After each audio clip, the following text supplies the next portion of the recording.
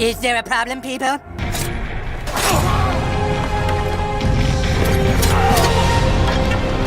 Put another gay diverse woman in it, make it more fucking lame! Or choose another path, beyond what we see. And we must look for it. Together. You serious? An evil, ancient and powerful, has returned. Yes, yes. Prepare yourselves.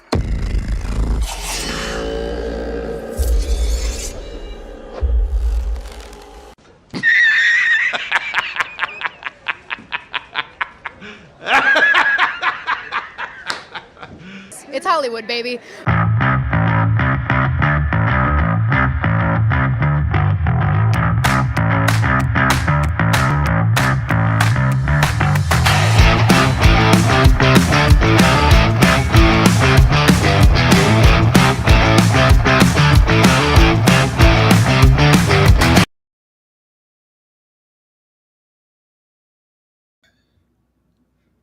Well, are we recording? Yes, we're finally recording. All right. Welcome to another Thirsty Thursdays, where we are going to dive right back into the dumpster fire that is modern Hollywood and the cesspool that is modern gaming. And I'd like to welcome pretty much the regular crew now. I got the Angry Badger, I got Kyle, and I got Sin. Hey, guys. Hello. Glad to be back. Yep. Yeah. Oh, there you go. So I'm working with a little Johnny Walker Red from 2003. I randomly found this bottle in my mom's basement last time I visited. I'm like, where the hell did this come from? You stole your mom's booze. Well, no. It wasn't my mom's booze. It was booze that I actually brought back 20 bottles of booze when I was like 19 from Paris. I was like, all right. I just went into the supermarket and just went buck wild. I'm like, oh, I can't do this in the United States, so I might as well. And I must have missed a bottle, and it's pretty good after 21 years. Wow. Yeah. But it'll get us through what we have to talk about with Assassin's Creed, with Rings of Power, with Planet of the Apes, and all sorts of crap. All good news. Sure. And I actually texted Badger yesterday, and I'm like, yo, you got to go check out the Assassin's Creed trailer, because just rip it a new asshole, because you're gonna get to this a whole lot faster than I will. And penny for your thoughts, Badger. I mean, we knew it was coming for at least the past year, because this sort of leaked out in 2023 that they were going to use the one example of prominent black guy in history in Japan and say he's a samurai when he's not. It's the same thing of like Cleopatra's black type scenario, revisionist history. Yeah, it's the same guy that Afro Samurai is based on, Yusuke. Right. It's fine. Yeah, there's a Wikipedia war over now saying that he's a samurai and a bunch of other things he didn't do. And par for the course. And I think, thankfully, a year ago, it was met with a lot more like, this is, a lot more hope. And now it's just super obvious. It's like, of course. Yeah. Of course they did. Of course they would take, because representation is super important to them. Of course they would take it from the Japanese and give it to the American black population, because that makes sense. Right. Yeah. You're culturally appropriating one foreign culture into another. Yeah. The whole thing's ridiculous. And as we mentioned in the last few live streams, is that the game industry is delayed by like 5 to 7 years because of the development cycles. So I'm guessing this was started to be an idea in somebody's head back in like 2018, 2019, which was like peak woke. And so we're like, in video games, we're going to be seeing this till the end of the decade. Yeah, well, one guy came out that worked on the game before, and he said what the original story was. And right. When this leak originally came out, it was right after like the Summer of Love, George Floyd, all that. And so it was like, oh yeah, of course they would switch it to be that one. Look. And so then anyone that criticizes it or like goes, wait a minute, they could just be called bigot and all the things we get, racist. Yeah. Right. Because a black samurai makes as much sense as a black Viking. The problem is like, yes, I'm sure the Vikings did make it to like Northern Africa and other things, and there were some, and I'm sure, like, yes, Suke did exist, but he was like a sword holder and he did feats of strength. He wasn't an actual samurai. He never had land. He never had the title. If this was done with the best intentions, it would be no problem. It would be no problem, but it's not done with the best intentions. Yeah. And to everyone that says like, well, Assassin's Creed was never historically accurate, it's like, well, first, no shit, but also they sort of were. And the whole point of Assassin's Creed was it took historical events and people and then fit the sci-fi narrative into it and just changed reasons for things to happen. But there were real people and real events.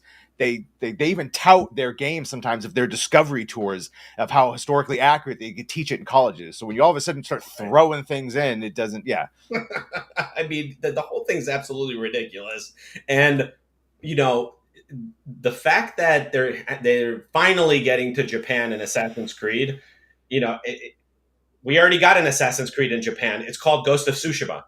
Yeah, well, and that's the sad thing is that's what everyone is saying. Hey, the thing that just now came out on PC and before that was a PlayStation exclusive? Right. Was not in the Assassin's Creed. Well, if you want Japanese samurai in Japan, go play that game because you're not going to get it in the Japanese Assassin's Creed. Yeah, I mean, that game was absolute bomb. I love the shit out of that game. It's 10 out of 10. It's gorgeous. Like, it's one of the... Actually, no, I'll say it.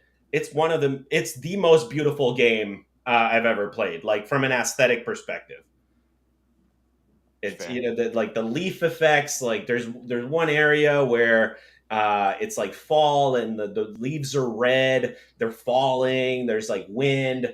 Oh my god! I mean, it's incredible. Does a good job of mimicking those old samurai movies. Yeah. Oh yeah, because there's a Kurosawa mode where you could like turn it and make it look black and white, like the old Kurosawa movies. Which again, that's another awesome thing. Yeah. Which I don't think that Ubisoft is going to be able to do with Assassin's Creed.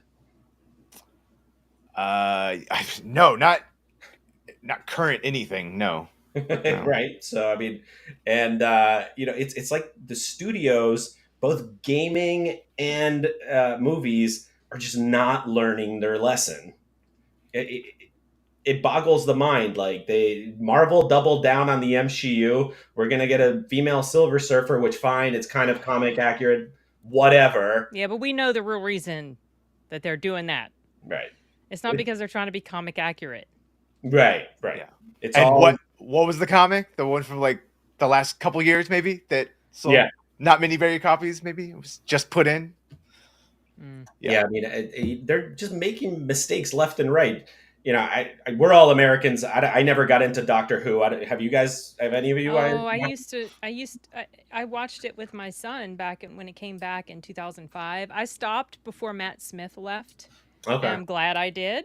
Yeah. Because from the stuff I've been hearing, even the doctor that came in after him, I heard it started off okay, and then I heard David. What's his name? No. Oh gosh, Peter Capaldi.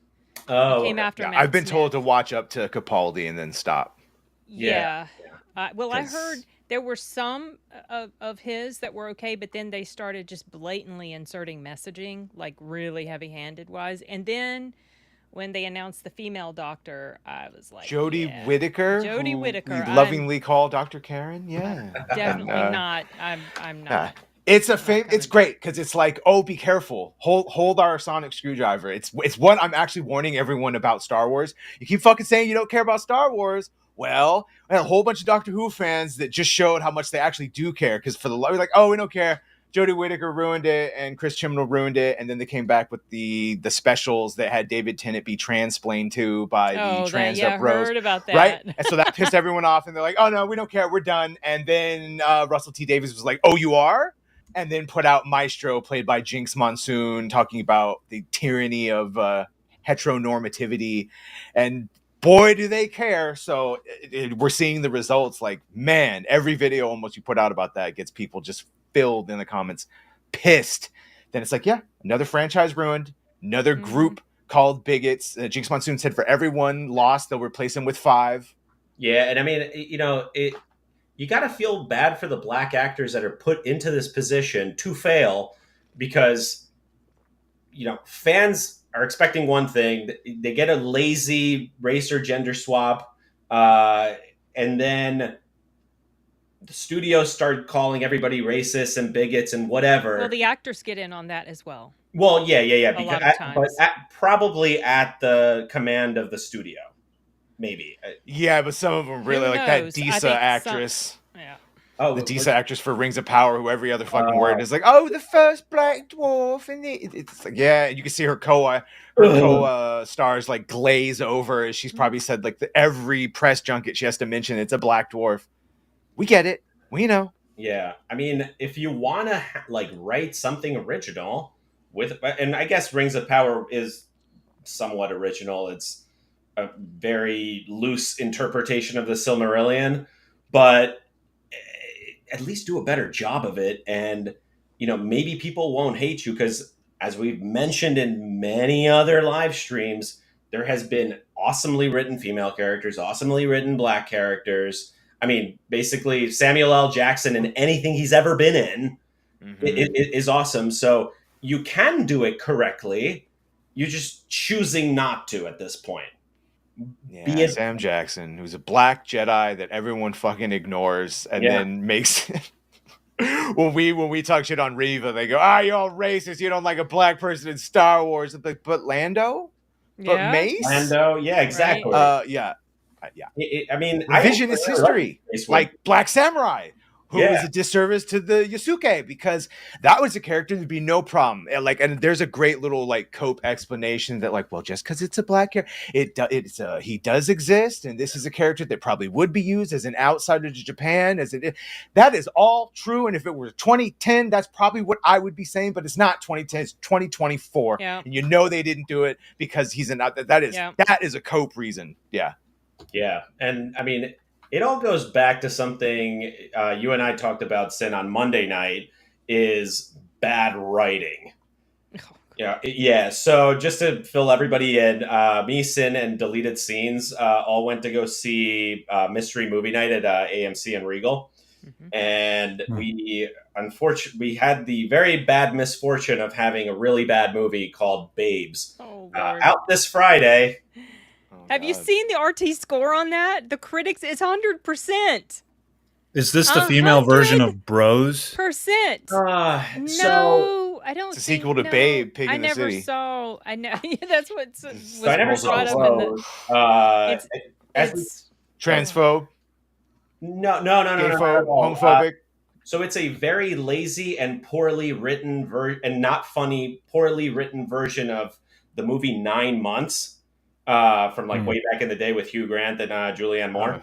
Jeez. Which, whatever, well, except the father's not in the picture because of something that happened. Right.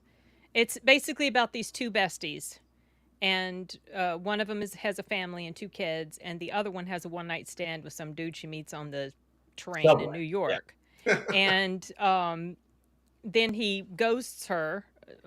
It's what she thinks. He's ghosting her, and then she finds out she's pregnant, and then she decides she's going to have the baby, and it's just a lot of it is very crass humor and not funny. I was not laughing most of the time. There were a couple of moments that were kind of funny, but the characters were quite they were unlikable. I didn't very unlikable. Care for them for the most part. And the same chick from the Hulu show Broad City, which in and of itself was pretty damn terrible, but it's another example of millennials, and of which we are, and younger, begrudgingly. Well, yeah. What is the cutoff for millennial? Because I don't think I'm one. It's like 84 or 85. I'm definitely think, somewhere not. in there. Yeah, I am not. Otherwise, I believe Sin, you would probably be Gen X. I think I'm X. Yeah. Well, based on that, then I'm X. It's a cooler name. Way cooler name. Oh my god, totally. Yeah. But yeah, no, it's the lack of life experience of, I mean, like, what terrible thing happened to millennials? Other than the financial No, crisis, see, whatever. fuck, millennials are the ones saving shit. Gen Z is who you're fucking upset at. That's who you Yeah, should be yeah, yelling at. And then apparently, then the ones below them are all based and all great and tired of woke. So Right, Gen right, Z right. is the one that has ruined and yeah. But I guess we raised the Generation X, and millennials did raise a bunch of Wow. coddle jerk offs that we let. I take heard over. an argument from a comedian. I can't remember his name, where he's the bigger dude. He's been on Joe Rogan, and he did this rundown of how boomers are to blame.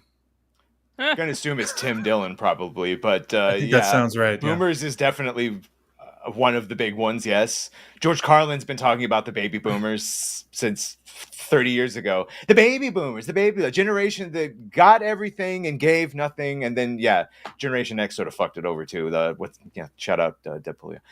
Gary from Neurotic blames Generation X too.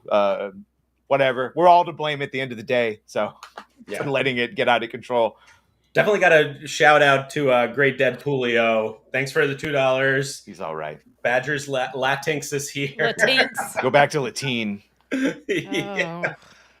We don't claim that word. He's doing it to trigger people. Oh yeah. Totally. No one uses that except guilty white people. Oh, it's 100%. so cringe. Yes. I mean, they polled actual I know. people, and Yes. 98% hated. Gendered languages, shockingly, the Romance languages don't go for that. Yeah. I know. Right. French. Yeah. Who would have thunk that?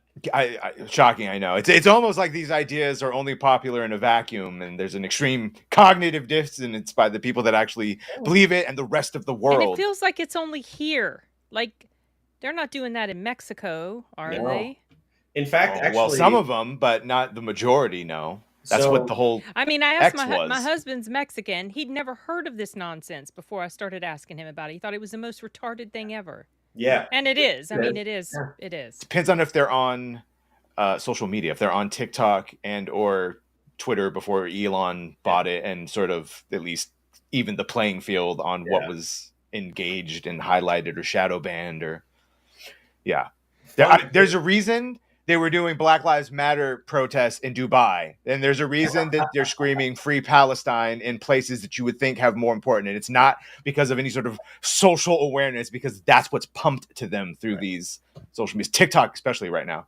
Yeah, actually, I was just watching a YouTube video. I forget the kid's name, but he's a vlogger somewhere in the city here, and he went to a neighborhood in Queens where because they took out all the migrants out of Midtown and put them in the outer boroughs. Yeah.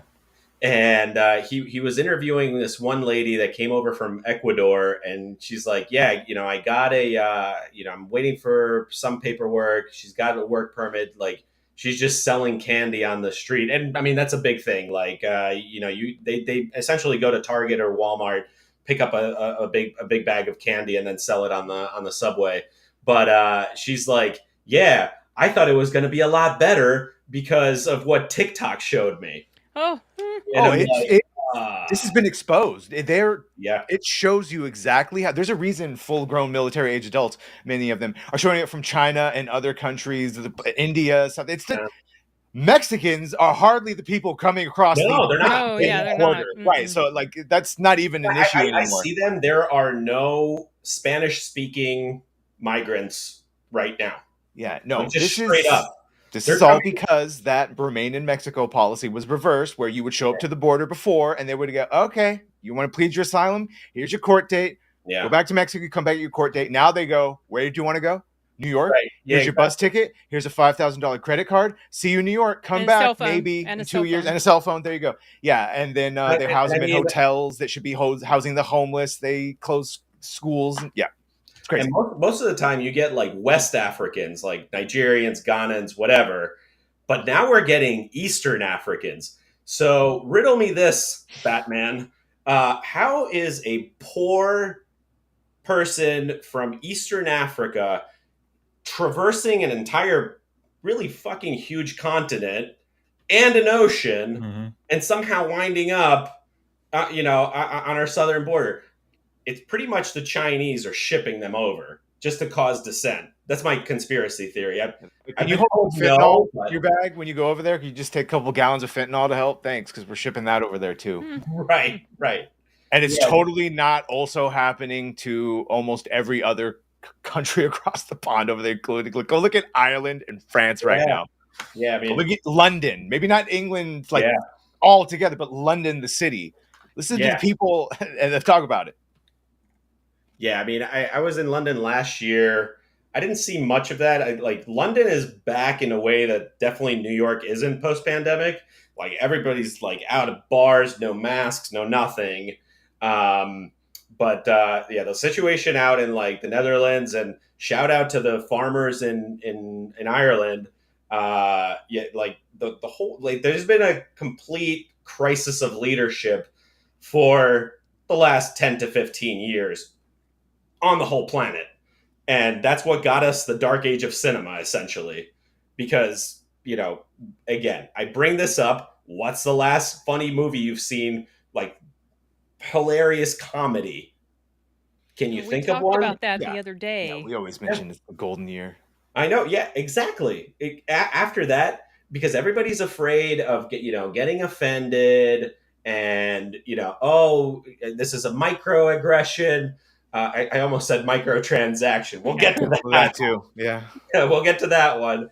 But it's essentially. So I actually started noticing this. I want to say in like 2006, and I came up with another an acronym for what I was seeing, and I called it Suya syndrome. Stick up your ass. I like It's that. essentially what it is. Part of it. Yeah. Gently remove the stick out of your asshole, and maybe you'll find stuff funny. Yeah. Well, it's hard to be funny when you can't joke about majority of things that people would find funny, and or you think everything you do is like saving the world and lives. Mhm. So, yeah. Right. I mean, and it's essentially, it goes back to what Jordan Peterson said about compelled speech.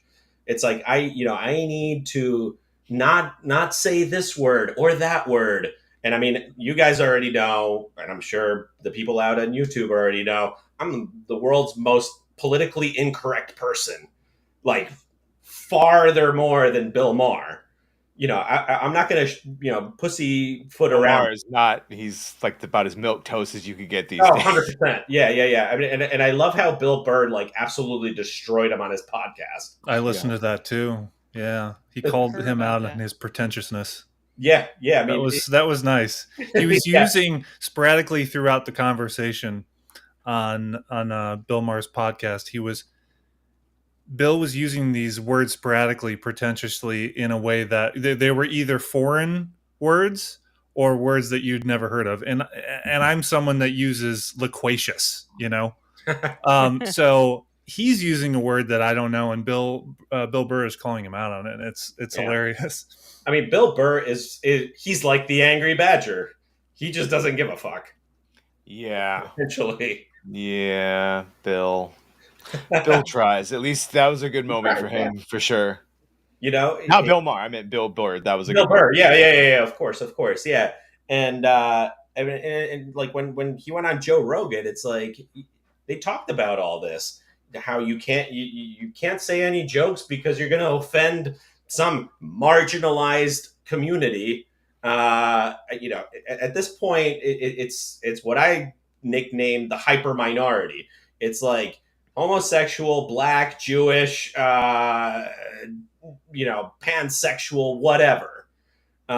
It's how many of those can there possibly be in society? Like a rainbow, endless. Right. Like, you're offending like 1 out of a million, give or take. Yeah, but then you have all their little saviors that come along. Oh, They yeah. have to screech and scream. I feel like they make the biggest noise. The It's a saviors. vast army of weaponized compassion.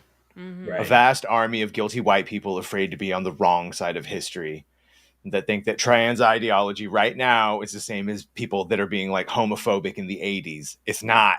It's fucking not. I swear to you, it won't be. And the army of detransitioned kids coming at you is going to be way worse. The fucking wrong side of history to be on. Yeah. So yeah, just wait.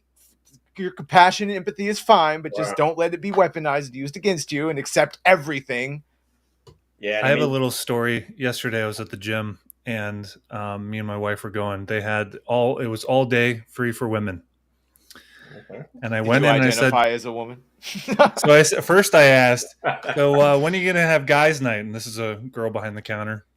And it's like a local gym. It's actually run by veterans. So, or founded by veterans. But I don't know who this chick is. She's, she could be something else. Uh-huh. Anyway, I said, after a certain point, I'm like, okay, all right, not going to have guys night. All right. And she asked for the day pass amount it'll take. And I say, I identify as a girl. And immediately she had this like face on, like she knew I was making fun of trans people, but at the same time, she also went like this. Give me the money.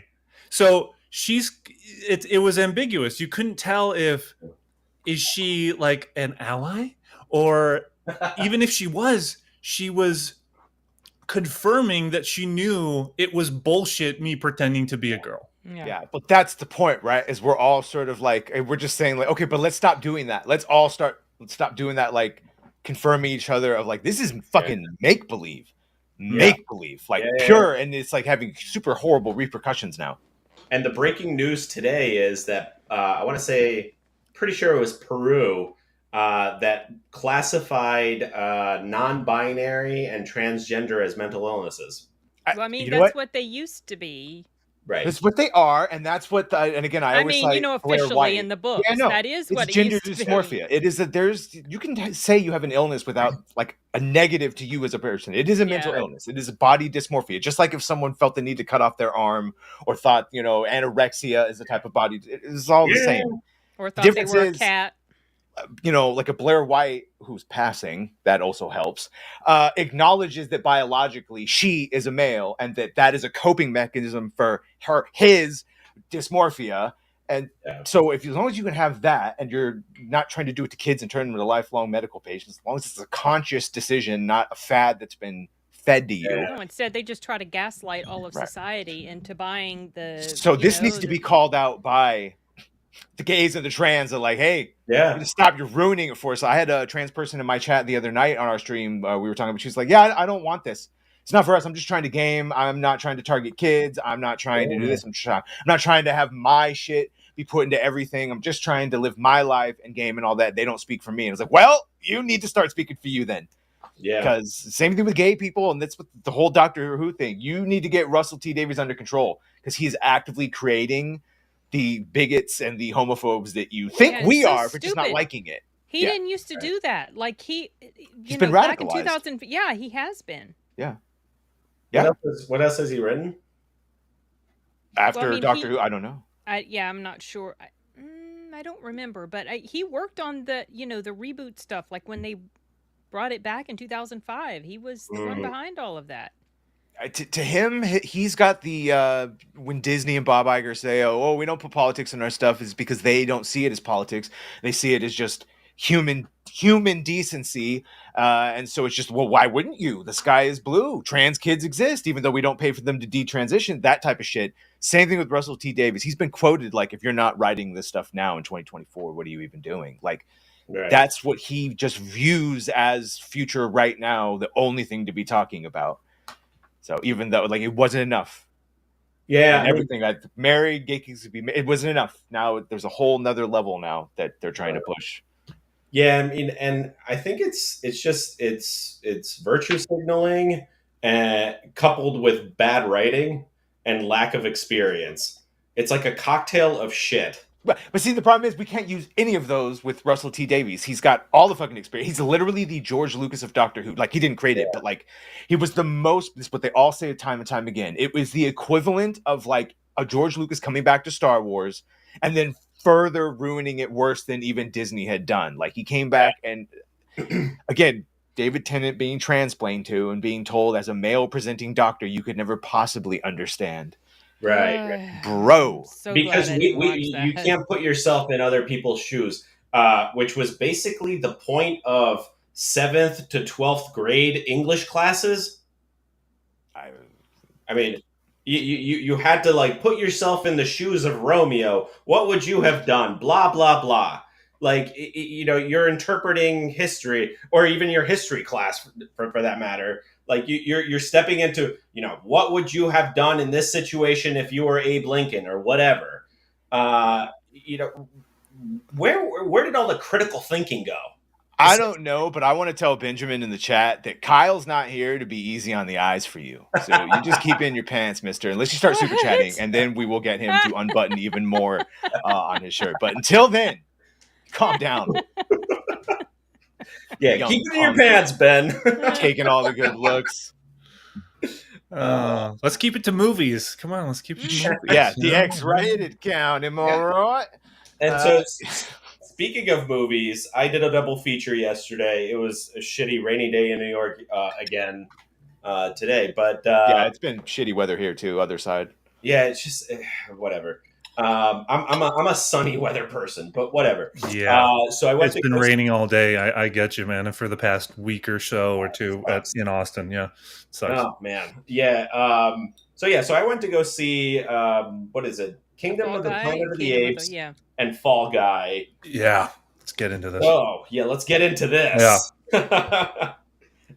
So my initial react, like I actually started falling asleep in the Ape movie. It was just like what am I watching? The first half hour, we're gonna go into complete spoilers, so earmuffs, I guess. Yeah. The first half hour of the movie, they were futzing around with. They're climbing a building to get the eagle's egg or whatever. And it's just like, okay, yeah, I get it. This is your way of doing an NVIDIA tech demo. And then like, it was 2.5 hours that could have been done in an hour and a half. They meet up with the human. They go to the other, the heir apparent of Caesar. And then they're trying to get into this bunker with all these weapons or whatever, and fine, they finally get in. They kill the other Caesar, and happily ever after. I don't know what the fuck the point of the movie was. Penny, for your thoughts, Sid. Well, I mean, it picked up like 300 years after Caesar or something, and it was just showing. I did a full-on review of it, and I enjoyed it. I want to return to the world. I want to see what's going to happen when humans come back up again, when they reestablish themselves, because at the end of it, okay, spoilers, she talks about something in this bunker that will help people speak again. And it's like, okay, well, what the heck is that? Well, it's just some thing that she gets out of something there, and she takes it to these people that are able to turn satellite navigation on the satellites. And and she calls it a book, and she plays with words. Yeah, to she does fuck play around with with not just the characters, the ape characters, but the audience. The audience. I'm trying to think, what does she mean by that? What does she mean? Yeah. Yeah. Well, as soon as they she takes something out, I'm like, okay, it's a hard drive, I guess. But, it's whatever. It's a communications module that will help these satellites work. There's a couple things. Okay, yeah, it's a bit long. I didn't mind the length terribly, though. But there's a couple things. There were a couple things that I mentioned about the length. I think one of the other things I mentioned was I had a problem with the fact that electricity still worked fine in that bunker after 300 years of not being maintained. Yeah, right. I was like, I don't know about that. And then someone else mentioned, why didn't they just use ham radios? I had that exact same thought at the end. I'm looking at this and I'm just go through all this trouble to get this thing. What are regular radio waves? What are you guys doing with that? Like, yeah, that didn't occur to me at all. Satellite? At the time. You need like 5 satellites to communicate with other people. I guess it's more dramatic. Satellites look way cooler on camera. I guess, yeah. And they're also bang the fuck up and look so destroyed. I mean, would they still be operational? Right? Yeah. So those are. There's no debris up there. It would just be fine and untouched. See, I would believe that the electricity would work in the bunker more so than those fucking satellites still being operating. able to work. Yeah. I mean, unless they had done something to get them back, because it was a place. So your mind fills in the blanks. Okay, maybe they've been working on this somehow to get them to where they could function. They weren't tip-top shape, but maybe they had done something. That's fair, but it happened so quickly. Well, You know, you had no idea. They rushed the ending kind of a little bit. Yeah, like because she gets the thing, she leaves, she goes whatever, you know. Which, by the way, I had a thought when she's pleading with William H. Macy's character of come with us, basically, and don't side with the apes. We can rebuild society, etc. And he basically says, "You're going to get skinned. You're going to die."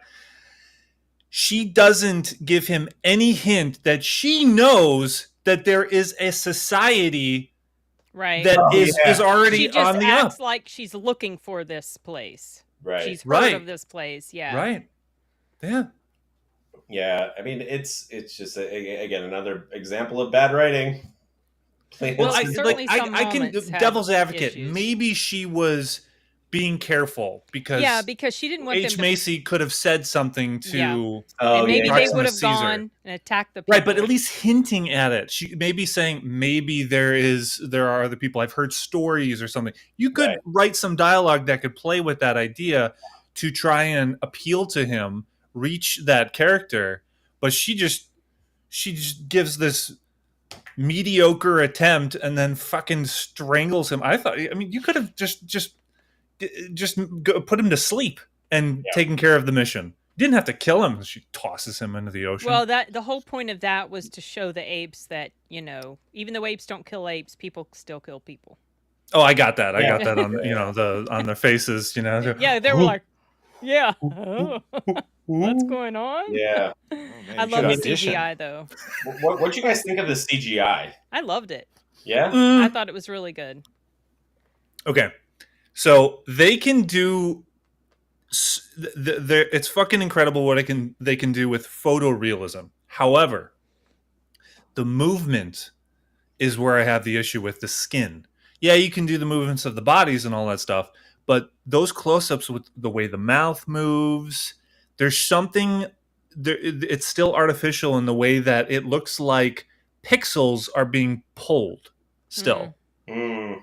And that's the thing they haven't figured out how to get better. It's stayed the same since Gollum. It really has. Yeah. Gollum is the great example of how to best to do it. But they haven't overcome that artificiality that I still see in these characters. Yeah. You know? I mean, as far as like CGI in general, I think movies have.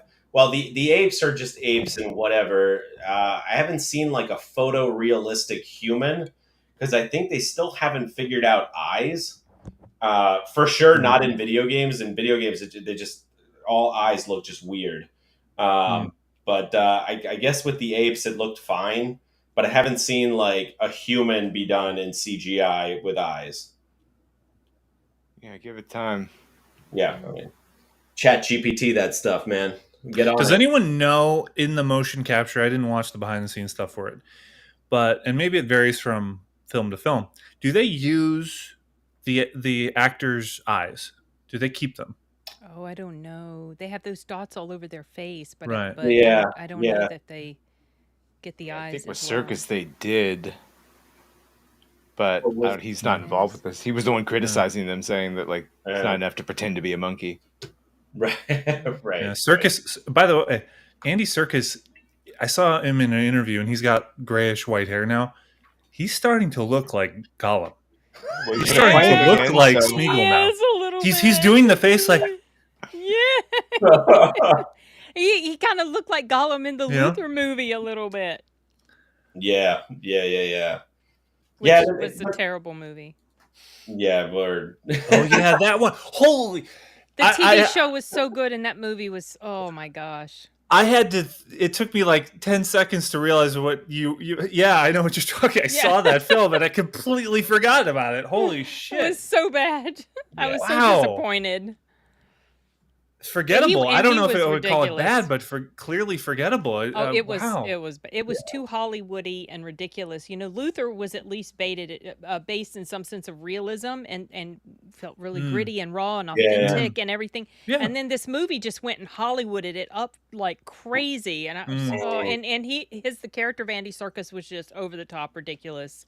They were trying to make it a girl with the dragon tattoo, basically. I don't know what the hell they were doing, but it was terrible. I actually didn't bother with the movie. I only watched the show. Just what? Don't even. Okay. If you I care. will trust Sin's recommendation. If you tell me don't watch something, I got you. I mean, unless you just have a burning desire to watch Idris Elba return to the role, but it just doesn't feel like a Luther production. Idris Elba, I think, is a really talented actor, and he has such fucking charisma on screen. Oh yeah. When the discussions about if he could be James Bond, Yeah, I say yes, not because he's black. It doesn't fucking matter that he's black. It's that he's a charisma machine on screen. He's amazing on screen. He has commanding presence. He's a tall dude. He's well built. He's very handsome, and he's a sexy guy. All right. Yeah, but if you said all that about a white dude, he still wouldn't be able to play Shaft. So fuck you, James Bond is white. I don't want anyone other than a white male playing him. That's fair. I was actually going to say that. Yes, James Bond is white. He's not like, okay, if he wants to take the code 007, well, that's different. Yeah. But James Bond himself is a white guy. It's very clear. So no, I don't think they should cast a black person in the role. Look, that's fair. I'm just saying, as those attributes, he would be great right. as what I'm talking about have agent, nothing to do with his skin color. I know. All I'm saying is he has the talent to do that, and a lot of the films that he's in don't really showcase him in the best way. The Luther movie, Beast. The Luther movie's so good, though. I mean, not the movie. Sorry, the show. The show. I agree. Yeah, he was excellent in that show. More grounded. Yeah. Yep. Or The Wire. I never saw that, but I heard it was good. Yeah. No, he should definitely probably be bigger than he is. Like, yeah. Same with the Henry Cavills, like bigger than they are, but unfortunately, other people are just pushed above them. Well, with Henry Cavill, he actually has respect for the source material in not one but multiple occasions. Yeah, well, they don't like that. They don't like that one bit. He's difficult. He's difficult, right? Yeah, he's a difficult guy, and I mean, he went through, he read all the Witcher books, he played the games, he did his level best to do it. Like when I was like, Henry Cavill as the Witcher, I don't know. He did a good job, like in and of himself. It's not his fault that the script sucked. Yeah, oh no, it's about to happen to him again with his Warhammer series. Where they've specifically changed the lore to excuse I heard about this. Forcing him to do certain things. So yeah, we'll see if he still goes through with it, or I don't think he'll quit, but I don't know. And again, it goes back to what we were talking about at the beginning. Studios just aren't learning their lesson about this. Just respect the source material.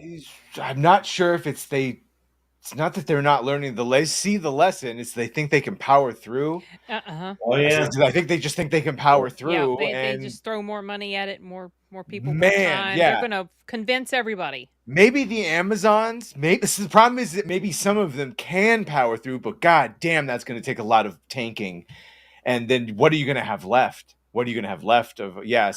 But no, most can't. That's why you're seeing all the video game companies fail. Because like you said, it takes them years to course correct. If they can course correct at all, they can't tank the losses that movie theaters can lose. But even then, look at every Rings of Power trailer. Look at the last Star Wars TV show and video game. They're all ratioed instantly. Yeah. Instantly. That's not us. Yeah. That's not and I'll speak because you guys are not as hyperbolic for my group, but that's not the Bigot Army or the Fellowship or the 199, or that's not any from my group that calls this shit out doing it. That is normal, everyday people that go, no, tired of this shit, that immediately see it and go, the Black Samurai, that don't even need us to say anything now because it's so on the nose. Because like you said, they think they can power through, and to admit that they were wrong would be to admit that all the ideology behind their decisions is wrong, and they certainly can't do that. So then they just resort to attacking the fans. Bigot, all the fans are racist. You hate women, you hate insert whatever. Well, yeah. Nothing was lost. Go touch grass. All the shit that they say that's just laughable now. Right. Yeah, but do you think it has something to do with the fact that Critical Drinker and Nerdrotic went mainstream, essentially? Yeah, I mean, it's not that they went mainstream. It's the fact that mainstream now realizes that, oh shit, they have more juice than we do. Right. One segment on Piers Morgan, which did air on live TV somewhere, one segment of Gary and Drinker on there, and they got more views than they would ever get on their normal milquetoast shit. And so of course they now have him back. And Gary goes on Will Kane, Fox News, because they realize that this is where it's at. We have more authenticity and credibility than they do. Yeah, and it's all about authenticity after years and years of lying by the mainstream media in every avenue, every channel, every connection. They've lied and they've been fake. Yeah, essentially, and people are tired of seeing fake stuff. Yeah, I mean, it's super easy to suss out now.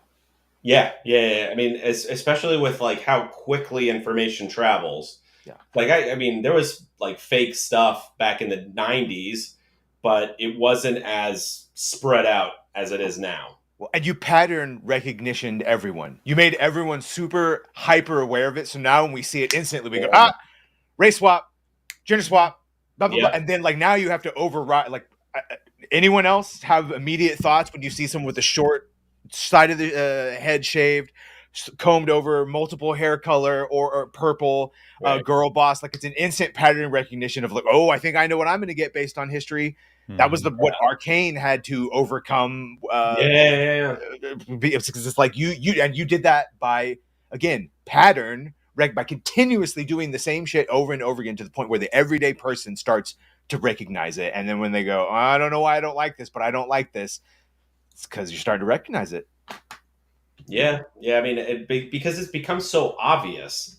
They're not even trying anymore. But to the detriment of now, when someone does real storytelling, if it's like good storytelling, but it's fucking woke. There's a strong woman. It was like, right, but they earned that. They wrote it. They wrote into the thing. But like, you've ruined nuance to the point where now everyone just clams up because pattern recognition. So it's like and that's like, instead of a pendulum, it's a wrecking ball now. That goes back to like, you guys need to police yourselves. That's exactly right. Like the wrecking ball thing. Like with Dune Part 2, everybody was like, "Oh fuck, it's going to be another Mary Sue," and then it's like, "Oh, okay, it actually wasn't cool." But because it's such a blatant pattern, you just kind of expect the next one to be the same thing. Yeah, Megan, they ruined septum piercings 100%. They like for anyone now, if you see it, it's like, it's a signal. Yeah, it's a call sign. Yeah. If you were making like a caricature of a woke person, it would be like the haircut, nose piercing, fuck white men tattooed on like their side, like a leg. I won't pronounce her name the way I do in other streets, but yeah.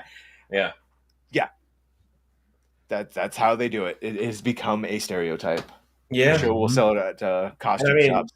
It also didn't help their cause when South Park went after them. Oh boy! I mean, I love you as you guys saw in the opening credits. Like I love using those memes now. No, it's super like see what they've been saying. It legitimized what we've been saying. I mean, and that's that's what I was trying to say with like showing Assassin's Creed 2 versus this, and it's like, okay, well, the Assassin's Creed one is just, and they're trying to reframe it like everyone's upset that it's not a white guy. It's like no one gives a shit that it's not a white guy. Right. And the lead director, the writer came out was like, "There's enough white male protagonists." It's like, well, first of all, if you want to get technical and smart, the first Assassin's Creed, the guy behind the Animus is a Middle Eastern descendant. The main guy is Middle Eastern. The second three is an Italian. The next one is a Native American. Yeah. Okay. The problem is that he's light skinned. Right. I say finally you get to the fourth one where he's Welsh playing a pirate. Then you get to the next one where they're French, but all white people are the same to them. So melanation is what matters, not culture. Right. So, because I would argue French do not count as American whites. Thus, you can't just say, oh, but they were just white protagonists. It was a whole other thing. Right. And it go on and on and on. The last three, it was an Egyptian, and then they were Greek. So it's calm down with all the protagonists, and all the favorite ones are not Matt Ryan as Edward Kenway is definitely a favorite, but that's like the main one. The other ones are Middle Eastern and Italian. Yeah. And there's been black assassins before. No one said a goddamn thing about Adewale in Freedom Cry DLC, and no one said anything about Aveline in Liberation. Yeah. You mentioned that in your tweet, Badger. Oh, yeah. Yeah. And what it's it's the same thing of like no one said anything about Mace Windu and no one said anything. It's exactly. a revisionist history of trying to obfuscate what we're actually upset about, and this weird reframing of like, you guys are just racist and upset there aren't white people in it. It's like, no, we're upset that in your Japanese well, they know that Creed, too. The main character's not Japanese. It's just a diversion. They only do that just to turn it back around and try to completely change the subject. The movie is canon, by the way, and then you have to defend yourself, and completely gets off track. Yeah, well, most people get upset, when they're being accused of horrible things, and then you spend the whole time, then you've already lost, right? So that's why I just point out, like, no, fuck you, there were already black assassins, we didn't have a problem. You're just So I actually watched the movie on a long ass flight to Tokyo. There's a lot of people watch it on flights. Yeah, so I was like, it was all right to pass the time, but I can't honestly remember what the plot line was. Is this the one with Michael Fassbender? Yeah. Okay, I never saw it. I went into the theater for that one. Yeah, no, I like Fassbender, but they missed the mark on that. Yeah, because it was based in Spain during the Inquisition. It's just fine. Like their time in the Animus is one of the more accurate of like, they translated and they spoke Spanish, which I liked all of that. It was just their time out of the Animus, which if you're gonna do that, I find that lore the most engaging, but they did not engage that. They made it sort of a weird him overcoming the sins of his father thing. It was like, no, you fucked up entirely. You should have made it about the ancient civilizations and connections to history, not what they did. But yeah, I mean, which is what they did after, I want to say, Assassin's Creed Black Flag. They were like, all right, fuck the modern day, whatever. Which to me is like sort of the whole point of the series is the back and forth and the fact that the secret societies that exist, which I've come to realize now is just the Templars in the games are just what we call the World Economic Forum and the Illuminati and all. They're just the rich globalists that own everything that want to control you. The only difference is in the games, they have mythical ancient artifacts to do it. And in this one, they have TikTok. I mean, so sort of the same thing. At the end of, spoiler alert, at the end of Assassin's Creed 3, it's basically they make it to the end of the world and like that's that. It was like the whole point was they were supposed to be. It was basically just a solar flare that they stopped. But the main crux of it now would be between freedom and control. You either believe that the masses are a bunch of dummies and the people with power should control them, or that for good or ill you should have freedom and personal choice. Yeah, that's not even a hyperbole to say that World Economic Forum and the rich say, no, we should control you. You should live in 15-minute cities. You should own nothing and be happy and eat bugs while we fucking eat the last of the fish and the meat and all that. Like, because we just know better than you. They say this very openly. And then I guess we are literally the assassins that say, no, freedom and control versus those two things. It should be about personal freedom because no one's coming to save us but us. So what you're saying is it's an allegory to... Yeah, it's an allegory to... Apparently, I'm thinking the writer, the original writer was pretty based and saw what was going on with corporations and the globalists. It was like, I'll just write a thing to help convey the message. And well done. Unfortunately, now, like, all of it, Ubisoft's been entirely taken over. So, yeah, the original guy is gone. This is all just... their tool. Yeah, which I like the modern stuff in 1 through 3. Super interesting. What the hell was his name? Miles? Desmond Miles. Desmond Miles. Yeah, by Nolan North. Yeah, I mean, huge mistake to get rid of that character. Yeah. I mean, yeah. So for people that don't know, the whole idea was that Abstergo was just like a front company. Abstergo would be the equivalent of like a Microsoft. They had a bunch of different divisions, but really it was owned by this ancient group called the Templars that knew about this like ancient civilization that used to exist that may or may not have created humanity. And there's a bunch of ancient tools, artifacts left behind that can control humans. And they've known about it for thousands of years. It's just, oh shit. We'll just be the new ones in charge. And so they're behind the scenes always trying to control, and they have a machine that can look through your blood to see your genetic memories of your ancestors. And they look through people's memories to find these fucking artifacts throughout the world. Like, oh, you have an ancestor that maybe came in contact with an apple of Eden or a powerful sword or something, and so they kidnap you to make you replay your ancestors' memories to try and. It sounds convoluted, but it's really cool in the, the scheme of it. Makes in the for good movie, fodder. Michael Fassbender plays his own ancestor, which I thought was ridiculous. That's how it is. Desmond plays. Yeah, you play your own ancestor. That's the narrative device of how it works when you go into the Animus. I'd buy it less in a movie adaptation because a video game has this heightened, reality, and it's animated. It's such essentially, So the movie has whatever heightened reality you assign to it. The visuals seem to be on par with the games, Do you think but the it would story be was ridiculous if you were to play your own ancestor at the same age range? Play in terms of within the movie's narrative, or yeah. How many times have you seen people go to like ancestry.com and their great grad that's like 200 years old and it's like, oh, this fucker looks just like me.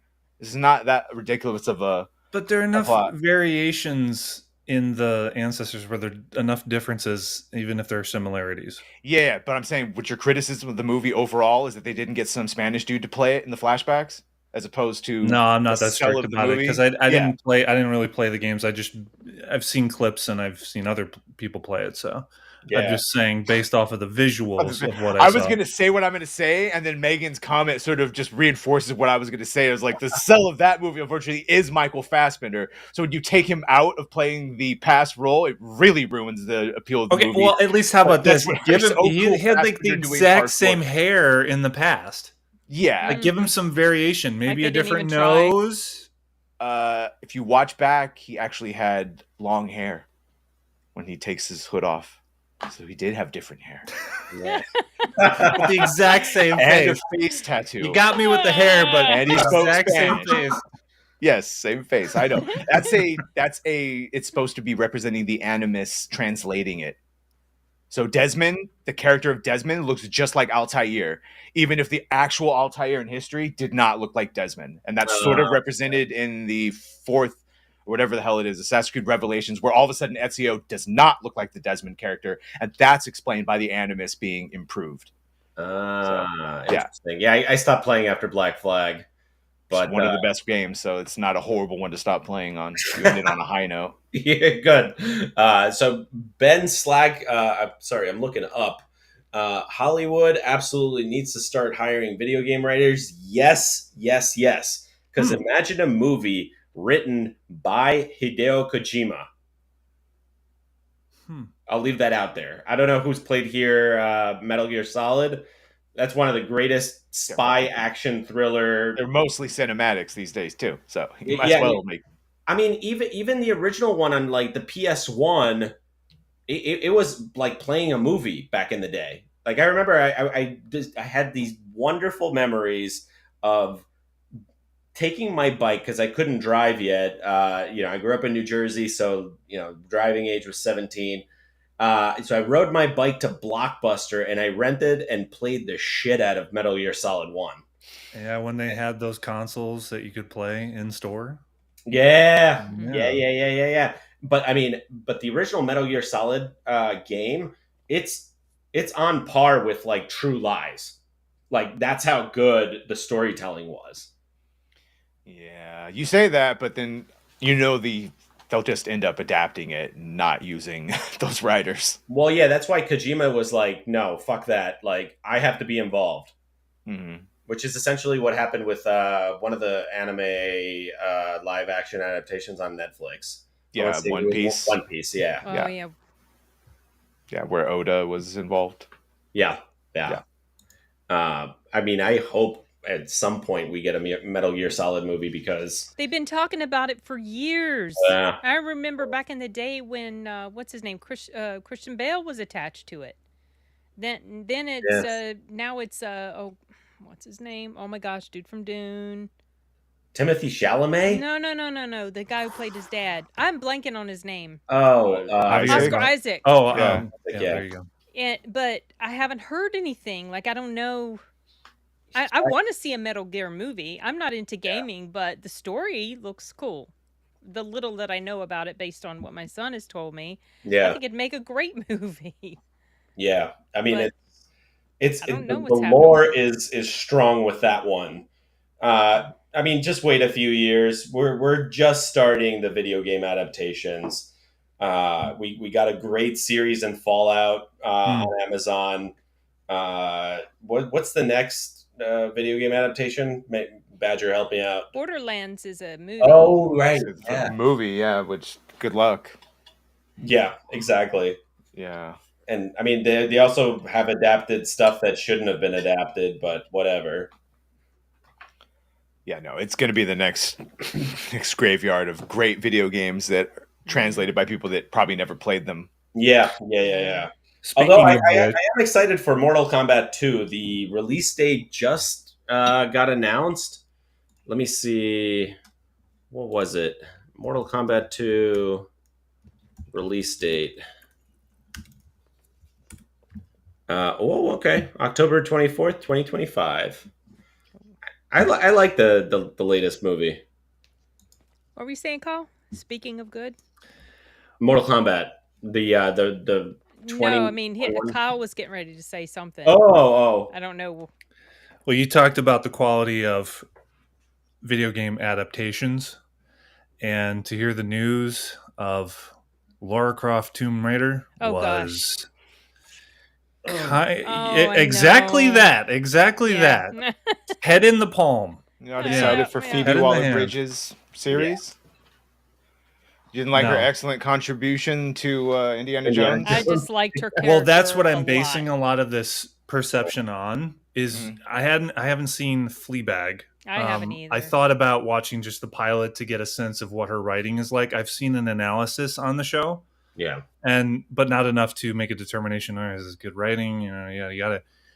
Plus the fact that it's an entirely different genre. We're dealing with a character piece show that it's not action. It has nothing to do with the genre of Lara Croft.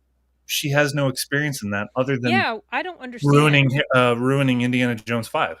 How did this? How in the world did she even get attached to it? Indiana Jones 5. But that wasn't. That was not a good. That was not a stellar example to go by. I don't for 1 second think she's played any of. Maybe she's played the brand new ones from Square Enix, but I mean, I've heard. So she, from what I understand, she's just attached as a writer. She's not going to play the part. No, she's not playing the part. She's a writer and executive producer. But Okay. I mean, as far as we know right now. Oh, I know. My gosh. Right. Earlier, they had talked about her actually being in it as, I guess, Lara Croft. That might have just been suspicion and not backed up with anything. But I don't want to body shame, but she doesn't fit the profile. Let's just exactly why she would do it. I like the way you said that. In my Indy 5 review, my impromptu view video, I talked about how her looks remind me of the character designs in Chicken Run. Okay. Yeah. And look, I'm fully aware that I have prominent features of my own and all that stuff, and people say that I'm fit to, like, I could play a villain, like Count Olaf from Lemony Snicket's, like I have the fucking nose to do it, but for her, the idea that she could be this sexy leading lady, a counterpart to Indiana Jones, is just ridiculous. And it coincided in the same year as Mission 7 came out, to realize then, after I saw the film, that Haley Atwell should have been that counterpart if you're going to go with a female counterpart, because the dynamic that she brought and the charisma to Mission 7 was what Indy 5 needed. If you're going to do that. My argument was you bring back Sala and Short Round and all that stuff, and maybe one other person, and then I could have been a Haley Atwell, right? Yeah. My argument is you don't do any more fucking Indiana Jones movies, because you already sort of ruined him in the last one, but at least you left him married with the son. Yeah, it was you'd have to kill him off in Vietnam and have them divorced and him. Yeah. Yeah, well, and I agree with you in terms of that. I finished my video stating the reason that this doesn't work is because Indiana Jones is supposed to be in his youth, more or less. Right. That's why we love him. And to see him limited and bogged down by age and experience and cynicism now, it's just I don't want to see that character in that way. I mean, you Don't you could want your have made it heroes to better change? because Top Gun Maverick did it right. Yeah. Well, it's all about respect with Top Gun Maverick. They respected the lore, or the original source material. They respected the aging hero. They valued his experience. You know, that's all. There's something to be said for all of that. As far as like Phoebe Waller-Bridge is concerned, I was just thinking, I'm like, this might be something I could call the Lena Dunham effect. Y'all know Lena Dunham? Oh, yeah, I've heard of her. Yeah. Okay. So this chick, grew up in the bubble that is my city, New York, and head up her own ass to the nth degree in like went to college in the most liberal artsy fartsy college. And dude, I went to state, so these little liberal arts colleges are complete bullshit. If you weren't involved in the Manhattan Project, don't talk to me. But she did this show Girls, in which, and mind you, I don't know if you guys know what she looks like, but in every episode she gets naked, and it's like, girl, nobody wants to see you naked.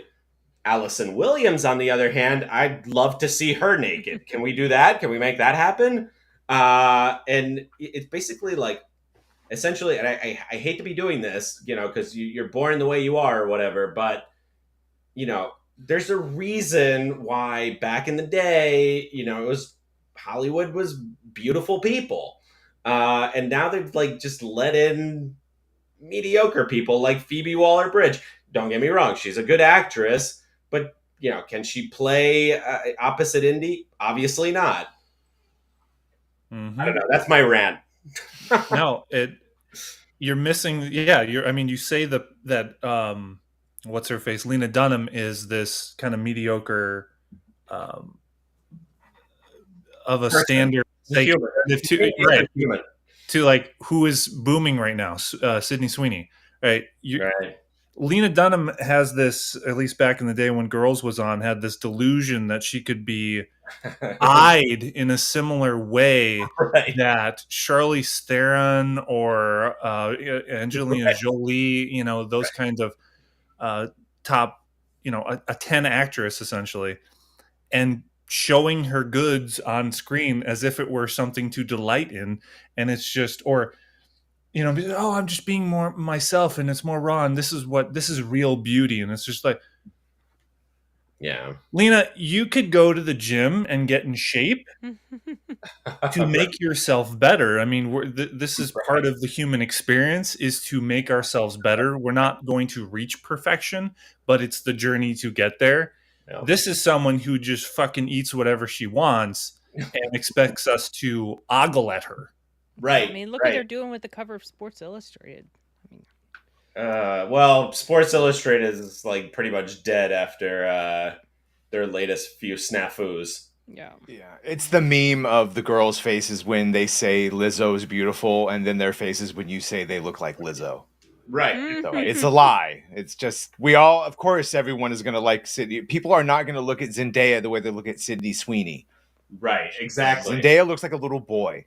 Sorry. She's rail, thin. There's no feminine quality whatsoever. Yeah, she looks alien. But you're right on point, and that's part of why. I mean, it's a bigger discussion in terms of Dune 2, but the fact that you mean it was a bigger discussion of Hollywood being attracted to little boys, but that's a we can go into that's another thing, right? But you're right about these actresses, and she's not the only one. I mean, Emma Stone is one of them, and back in the day, Keira Knightley. I mean, they tried to, make her bosom look bigger on the King Arthur poster, and she had like a Oh, but at thing least to Emma say about Stone that. and Keira Knightley are like gorgeous faces and like No, Zendaya has when she's not pouting like she's pissed off But and when is wants she to like not pouting like she's kick you in pissed the off? balls. Always. Oh, she's always. I am so. Oh, I don't like. I don't like her. She's Yeah, I don't like very. her either. She likes herself a whole lot, and I don't like it when it's obvious that someone likes themselves a whole By lot. the way, and I could find things to like in her in like No Way Home and even Dune 2. I'll certainly defend her more than others, but no, I just like fuck. Really trying to sell her hard on a lot of different things. Oh, they are. Yeah. What did her latest movie Challengers do in the box office? Like nothing. Oh, and I had zero interest in that. Her movie. threesome movie. Just the premise was not up my alley, and then none of the characters seem really likable, especially her. So Yeah. I already dislike her enough, so why would I torture myself? Did you see the pictures for the Tom Holland stage play of Romeo and Juliet, where it looked like a UFC face-off?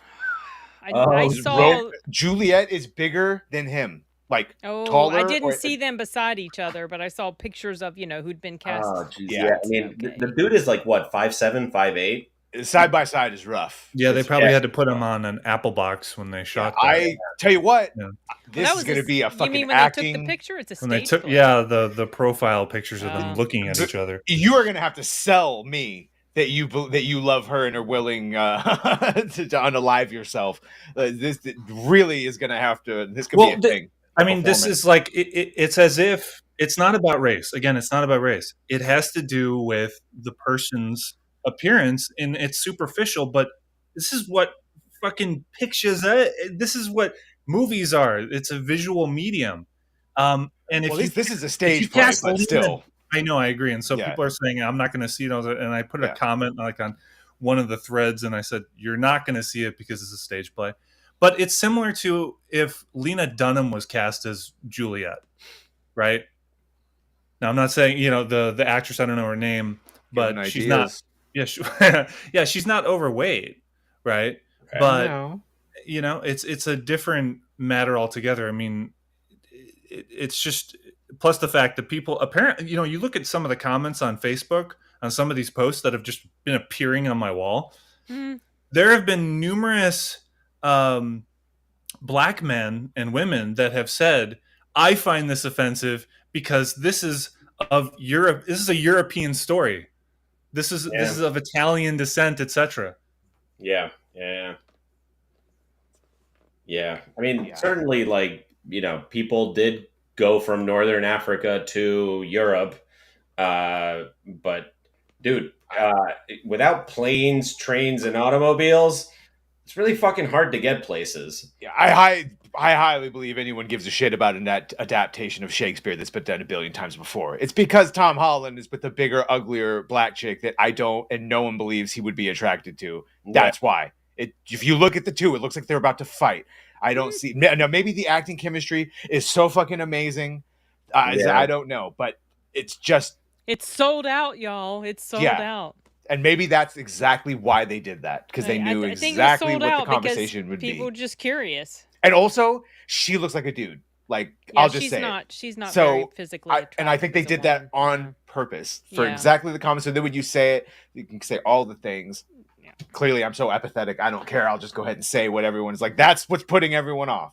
Well, just because you can sell out a theater production doesn't mean that it's sold out officially. It's like what they have in New York is like, just to make sure that all the seats are filled, you go up to this little kiosk in Times Square, and it's like, okay, which seats haven't sold for tonight?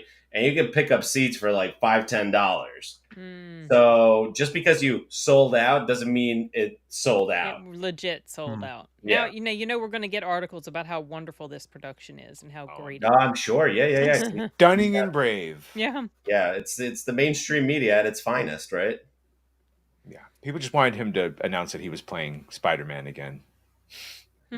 Basically. Romeo and Juliet that's stage completely in limbo. Because allegedly, isn't the story that he's not happy with the script or the idea for the next movie? I mean, the story was that they were trying to do one more movie with him and then be done. I thought it was going to be another trilogy. And start doing Miles Morales. No, they're tired of fighting with Sony and Marvel back and forth. Yeah. So the rumor was that Sony was at least completely happy to keep doing their not Spider-Man movies, separate it, and then do whatever they're going to do with their own license. And then if Marvel does Miles Morales, they don't have to. They don't need. Because technically, they're not using Spider-Man; they're using Miles Morales. Which is a shame because Sony's going down this rabbit hole of the Spider-Man Rogues Gallery. Craven is next. We're still getting Craven, yeah. What's the guy's name? Aaron Taylor Johnson. Yeah. And then Russell Crowe playing the actual Craven, his dad. So he's like playing Craven Jr. Okay, yeah. And so the other day I was just like walking down the street and I was like, wait a minute. It's Aaron Taylor Johnson and Anya Taylor-Joy. Mm-hmm. Both ATJs. Can we get them in a movie together? And giggles. That just fucks up a dyslexic like me. No, I like her in all the stuff. Like I've seen her in interviews. I was absolutely floored when I saw her speak perfect Argentinian Spanish. Well, she is part Argentinian. Yeah. I was just like, wait a minute.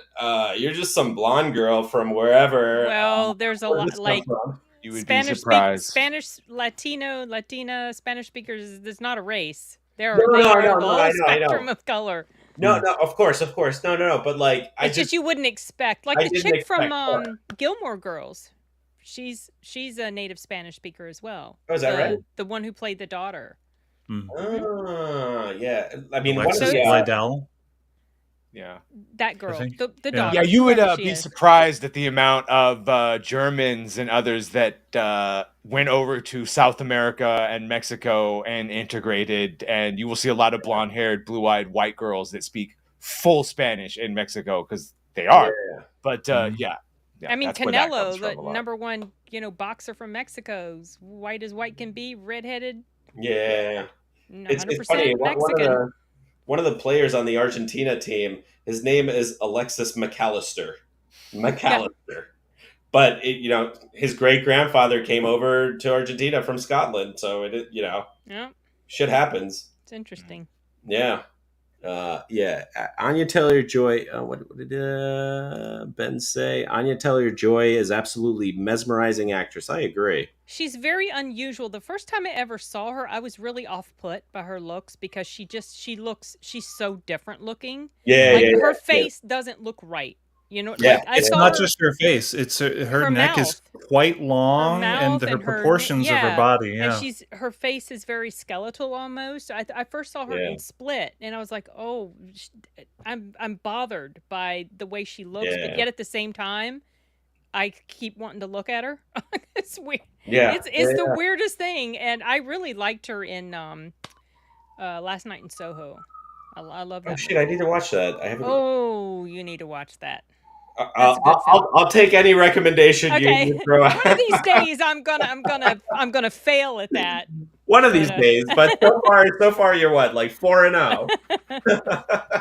So I saw her in The Menu. I didn't like that film. I didn't like that either. I like that movie. That movie was effed up. I saw her in The Northman, and I thought that she did. It wasn't a standout performance, but it made me like there's some potential there, because she wasn't the lead in it, right? Right. Plus that film is like smaller than the publicity made it out to be. Anyway, the Furiosa is for me the litmus test of, okay, do I like this actress? Can I get on board with this actress or not? Because like you said, Sin, it's her looks are kind of off-putting to me. Yeah. It's again, it's superficial. Right. It's a superficial thing. Maybe go watch The Witch instead of her do a bad Charlize Theron impression for fucking 2 hours. Because the character's already defined by Furiosa is an already defined character, so it's not her doing anything other than pretending to be she was good in the Queen's Gambit version as well. I mean, Yeah, she's super fucking great in the King's Game. Oh, yeah, that's one you could recommend. No, And I did see The Witch. I from did see The Reva. Witch, but this is like years ago. I mean, when she was still going through puberty. I think she was still a teenager at that point. But now she's in her 20s, and we're seeing That's why I'm like, that was when she was younger. Now she's in adulthood, and so for me, Furiosa, even though she's doing the younger version of what Charlize Theron was doing, if she can pull that off, and it's not about me seeing if she can do an impersonation of Charlize Theron. It's about seeing if she can actually make you give a shit about the performance, which would be super impressive. Mm-hmm. So I'm open to it, is what I'm saying. I mean, a lot of people going to go see that. Yeah, I'm definitely going to see it. That's my next potentially. I'm not, like I said, I don't even think the movie should exist. I resent that she took over the Mad Max movie. That it was essentially just a Furiosa movie, and now we're getting another Furiosa. And in the meantime, it's okay. Now, can you make a fucking Mad Max movie where he's in it most of the time as the lead? That would be great. That would be great. But George talked about the next Gibson movie has that they would make. past, right, to be able to, headline a movie that big these days. He already recast it, so we could get Tom Hardy back. Right, yeah. George Miller stated that he's not thought of that in terms of bringing Mel Gibson back. Like, he's just not thought of it, and I think that's just not something he's going to Mel consider. Gibson's too old. But you could still do a grizzled version of it. The movie Bloodfather, which takes place out in the desert, which if you could take that storyline, that movie is actually pretty good, of father-daughter relationship. I saw that movie. Yeah, it's like his daughter is they're estranged, right? They're estranged, and she's wrapped up in some, with some seedy fellas, and he goes to untie her from all those connections and bad things she's in the way of. So you could have taken that storyline and made it a Mad Max film, essentially. You could contort it in a way that kind of dynamic where it's a father-daughter storyline. You could do the old grizzled Mel Gibson character, is what I'm saying. He can pull that. I mean, he did good in Fat Man, where he was a grizzled, old, grouchy Saint Nick. Oh yeah, wasn't that was done for comedy, right? It's a dark comedy. Yeah, it's not goofy slapsticky. Mm-hmm. Yeah, it's pretty violent. Well, but I liked it. I thought that can work too. It was fun. Yeah. I mean, he's a good actor. Acting wise, I don't have anything against him. But how old is he at this point? He must be at least in his 70s, right? That sounds about right. I don't know. Yeah. Probably. His 70s? I don't know if he's in his 70s. Maybe. He's looking good for his age. Surely he is. Yeah, he's got to be, because he's been what the original Mad Max came out in like 68. Oh wow, he's close. It's close. Yeah. Okay. He looks like he's in his 70s. I mean, he looks like he's about early 70s. He does. Well, that's what he was born in 56. Well, he smoked a lot too. Right. Yeah. I don't know if he's still smoking, but yeah, I mean, that I think that has an effect on your the condition of your skin and aging and all that stuff. Yeah. You hear that, kids? Don't drink and smoke. Meanwhile, we're a great example. You guys see this fucking fly that's going around? No, we don't see it. Yeah. Because I have all these lights on, somehow this fucking thing got into here and is just doing laps around here and photobombing. It was right over there. And I think with 4 people on screen, it's really hard to make out details. Like, especially when like hard cut is on, it's like you're trying to because they're just right over there. I have to. Yeah. Who's talking now? Yeah, exactly. Exactly. It's like, wait, are you Matt or are you Bobby? Yeah. Yeah. Oh, the other movie that we didn't talk about was Fall Guy. Yeah, Fall Guy.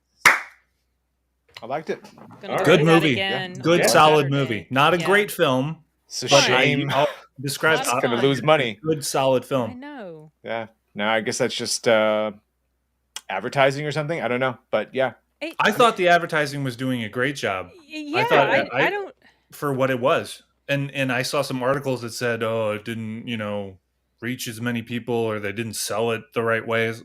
I thought it sold it when I saw the first trailer. Yeah, I was on thought it was- board. Exactly. Yeah, It same. was last year. Yeah. Well, Yeah. for whatever reason, a lot of other people weren't, and it's going to lose hundreds of millions of dollars. So That's crazy. really dude. bad sign for what was an original fun.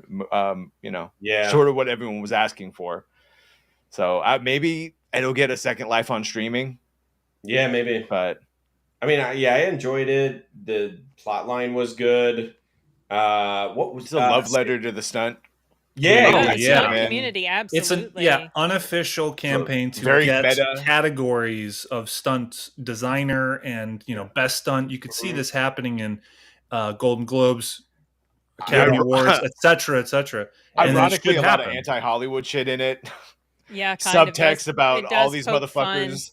Yeah, or at either the industry. well, that and like all the corrupt producers, and then that the two types of people are you either become brothers with your stuntman or you start resenting them for getting all the glory. The like that they showed the two extremes, which is part of the storyline in the fall. Very meta. Like I said, there's about a movie telling a movie telling a movie telling a movie. Yeah. And what I liked, like I immediately knew I was going to see a good movie because he came out in the beginning before the movie started. It's like, yeah, this is kind of our love letter to stunt people. I hope you enjoy it, which is basically the pattern that Tom Cruise started ahead of Top Gun Maverick. Top Gun Maverick, yeah. The opposite of attacking your fans. Yeah. Oh, yeah, exactly. Showing respect and deference to the fans. Well, the director, he used to be a stuntman or a stunt director or something. Oh, yeah, he's connected to Chad Stahelski, who did all the John Wick movies. Okay. So they're all in the. You know who else? A stunt guy turned filmmaker. I believe it's the guy that did. Oh crap! The one with Frank Grillo, where he kept repeating his day. Oh, yeah, Boss Level. Boss Level. Yeah. Boss That was a Level. great movie. That was fun. That was a fun movie. Yeah, Love that movie. Didn't he also do Bullet Train? No, the guy who did, the guy who did Fall Guy did Bullet Train. Yeah. It had very clever writing, and I knew at one point I was like, "This better end at Comic-Con." And my friend was like, "What?" I was like, "They've referenced it enough that this better end in Comic-Con," and it showed her at Comic-Con at Hall H. It's a big deal, Yeah.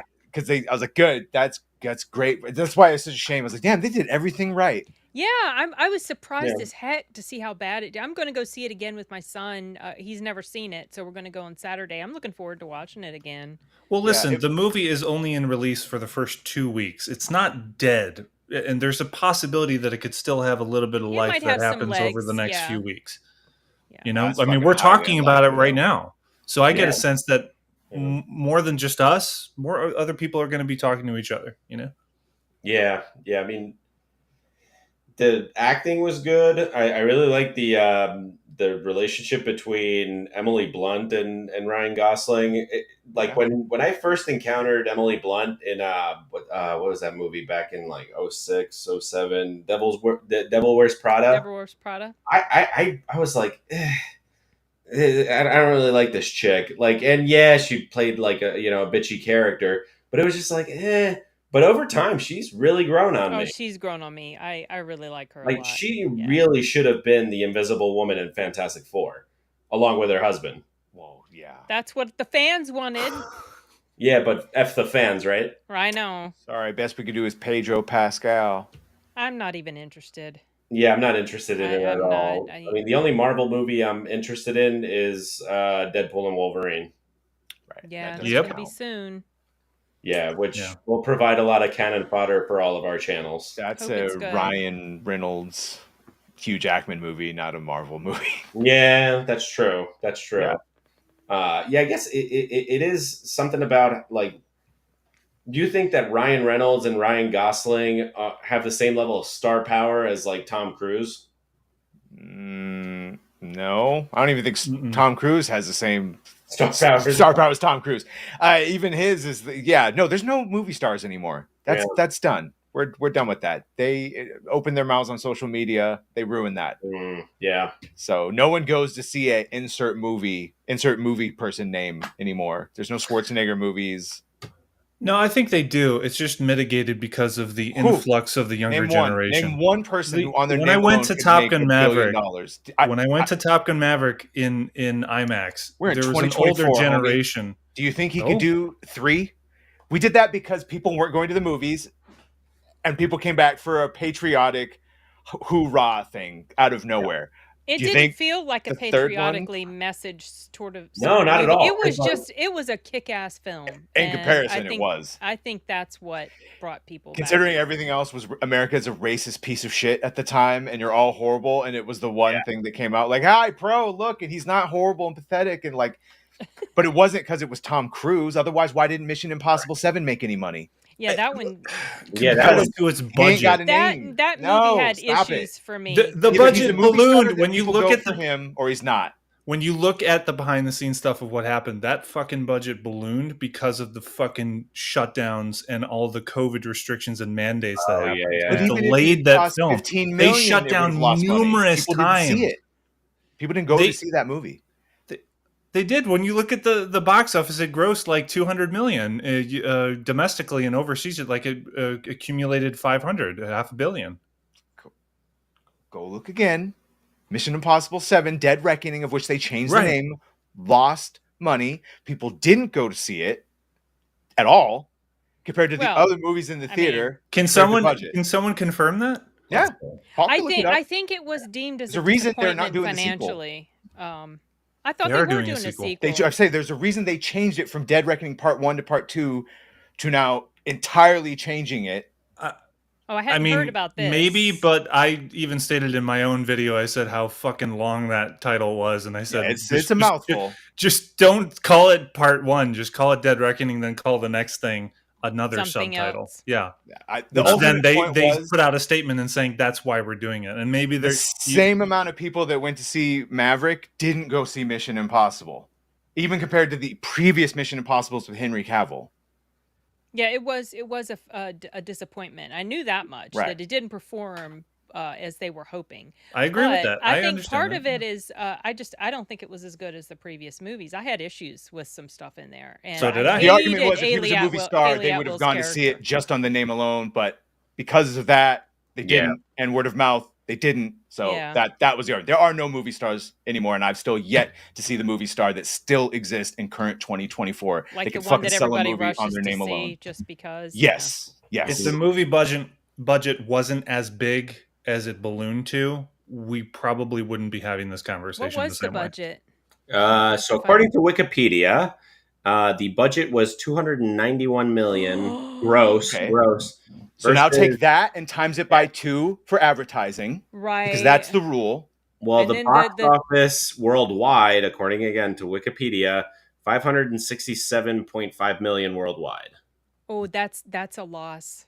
Yeah, that's really bad. That is a loss for sure. If it's Because almost it 300 was million, just to right. I make it? agree with you. I'm not Lord. the how many times they had to shut down that fucking movie. Macquarie states in an interview that it just extended and fucked up the budget, and I think it was those stupid mandates like fucked up the movie's expectations. Now explain why that has anything to do with people not coming up to see it. I Who think cares even how much if it it had costs? been 150 million, it wouldn't have performed well. I think it just wasn't the level of the other movies. Right. I guess what I'm saying is the ultimate point is here is it relied on word of mouth, not who was starring in it, because there are no Yeah, movie that's stars why anymore. Maverick did as well as it did, because Word of mouth. Word of Yeah. mouth, yeah, because it was Hey, a such legacy good character movie, that wasn't not ruined. because Tom Right. Cruise. Yeah, and new people that they introduced successfully. Now that one guy is a star, and everything's gonna be in Twisters. Glenn Powell, I don't. Yeah, know. Glenn Powell. Whether he's a star or not, I'm saying he's like, it Yeah, worked. he's They like you're introduced new seeing him people. everywhere now. Badger, would you Honestly, let me ask this one question fanboy. while we're still on this topic of movie stars. Badger, would you say that Sydney Sweeney is a movie star? No. Okay, so what is your? I want to understand what is your Sydney definition Sweeney of a has movie great star? hits, and it's really funny that in the zeitgeist right now, everyone's fun to joke about that. But no, she's not a movie star, and that's not going to last much longer. Otherwise, people would have gone to see her Immaculate movie. They didn't. Correct. Right. I So no, thought she's that like one again. performed fairly well. The Immaculate movie.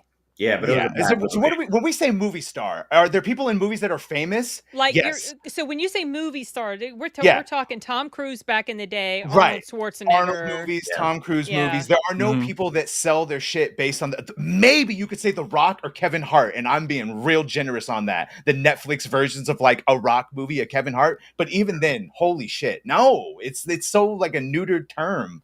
Well, The Rock's star power is rapidly Oof, waning. yeah, he's If after he ever had, Joe by the Rogan. way, if you go look at how much his movies have actually made, go look at what his number one movie is. What is his number one movie? I'm pretty sure it's unless it's changed, it's one of the Jumanji Jumanji? movies. Yeah. Okay, this is the part that I disagree with you on, and to an extent, is that there is still a niche audience for actors, but not enough as it used to be by your definition of what a movie star is. Well, because So in that way, it now has to be reformed or redefined in terms of what a movie star is because of the way culture has changed and how we take in media and watch streaming movies, and all that, etc. And the new generation coming in of who they value, they think that Tom Cruise is an old fogey. Okay, they didn't grow up with him, so you now have to redefine what a movie star is because people did. I was of the audience that went to go see Mission Impossible because I want to see Tom Cruise do real stunts and I love to see him on screen. I'm not the only one. There's a multitude and a vast majority, a lot of people, not to the extent it used to be, because we used to saturate the market to see all those Tom Cruise films and Arnold Schwarzenegger films and et cetera, et cetera. But it's not that way anymore because of the two now generations added to the mix. Well, hold on a second. So, what was your point beyond the fact that you went there to see him as a movie star, but most people didn't? That's my point. It doesn't matter if some people still go to see people for a name. Most people. So yeah, redefining it. Well, the redefinition is there are no movies. There's famous people that are in movies. But you're still applying the old definition of what a movie star is. Because the new one is generic. Gary from Neurotic is a movie star. He's a fucking YouTube star. There is no above all draw. That's what I'm saying. It's all relative at this point. There's no one that sells movies solely on their name. I don't care what you want to call it or qualify that's it. Fair. No, that's fair. If that is the definition, yes, then I will go with you on that. Yeah, there are people that star in movies, 100%. But there are no movie stars. But there still is a fan base there, is what I'm saying. Yes. Right. Yes, there are. People go to movies just to see I have Adam's a more Family. loose... I'm loose from that definition of a movie has to outgross its budget, its market budget, in order for that person to be considered a movie star. I think you could still be a movie star and maybe it performs under the expectations, in this case with Mission Impossible 7, because of how fucking big that budget was because of the goddamn COVID mandates. That's all I'm saying. Now do Fall Guy. Now explain how Ryan Gosling's still a star. Now explain how all of his last couple movies have not done that well. He's famous. He stars in movies. He's not a movie star. Jake Gyllenhaal. He's famous. He stars in movies. He's not a fucking movie star. Otherwise, Roadhouse would have done better. We got to stop making excuses. COVID, this is fucking 2024. I'm sorry. Yes, there are famous people and people go to see their favorite actors. But there's no more people that are selling shit just on their name alone, regardless. I think what Badger is saying, Kyle, is that back in the 80s and 90s, and I wanted to go back and correct something that you said, that you mentioned like Arnold, Stallone, that they oversaturated the market. But if you look at like the release schedule, Arnold didn't make multiple movies in a year. And so going back to what Badger said, sometimes 91 he had two, right? But like for the most part, it was like one every one a year. But I'm hardly the only one to make this point. Anthony Mackie, who plays Falcon, is famously the one that said people don't go to Marvel movies to see Chris Evans as Captain America. They go to see Captain America, who is played by Chris Evans. Right. Chris Evans left. No one goes to see his fucking movies because he's not a movie star. He's famous and stars in movies, but Captain America was the star. The characters are the stars now, not the actors. And again, I don't social even media. Think his version of Captain America is going to sell. Well, right. But my point is now you hear Spider-Man. I don't care if it's Tom Holland or Tobey Maguire or any of these people who are famous and starred in movies. The character is more important. Right. Again, so yeah. And so that goes back to like, I mean, rewind the clock back to like the late 70s, early 80s. Arnold built his own reputation up. There was like Conan, the Terminator, blah, blah, blah.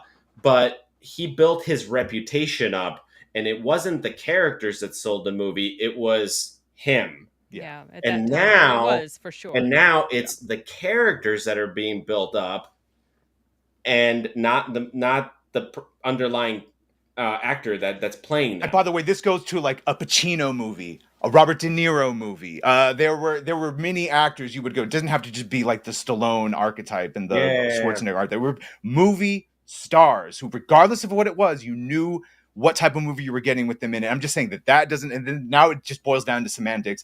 Well, the truth of it is the motherfuckers can't sell movies. That's why they all keep failing. Sorry. End of story. Prove me wrong. And they've yet to prove me wrong. Yet one person who consistently have a movie that can make money, that's bankable. Yeah. One person is not. Yeah, one person. But again, like you've built up characters, not actors. Over the past, let's call it 20 years. Well, I don't even think the characters are going to continue to help. Yeah, no, I don't think so either. No. With the direction that they're going with them. Yeah. I mean, that's the whole Marvel. That's the whole Star Wars thing. They're trying to sell characters that just don't work, or they're really popular in the comics, and then when they do it, they take like the worst attributes or pick like the worst people to do it, so that maybe there's something that's nuanced in the comics is then super like off-putting. But let's see what Megan the Texan has just said. We are changing our idea of movie star because they are not as masculine as they used to be. True. I still think Ryan Gosling, Miles Teller, and Robert Downey Jr. Oh shit! Recent Ryan was at least pretty jacked and like big, and Robert's been jacked before. Yeah. I mean, Miles Teller, I'm a big fan of Miles Teller. I really like him, but I don't consider him like Arnold or Pacino level. Mm-mm. Like, he's a good actor. He's a very good actor. Yeah. I mean, you've seen him in Whiplash for one thing. He is, but he's not. He doesn't have the star power that Schwarzenegger did back in the I mean, day. if we still go on that track of talking about movie star, we can still belabor that point. I mean, yeah, he was fine in Whiplash, but even in Range, I would take a Ryan Gosling or Robert Downey Jr. far more. I mean, really? Aside from Whiplash, the old Miles Teller I see is the dude from the Hunger Game movies. Or not Hunger. What the fuck is it? I'm just watching it. Yes, Divergent. Jesus Christ. Yeah. Sorry, they're easy to mix up. I forgot he was in that. He's in all of them. By the way, I totally forgot he was in that. They're ironically not that bad of movies, especially I really like what they the try first to do. One.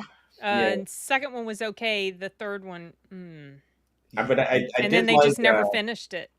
What was that other movie he was in? War Dogs?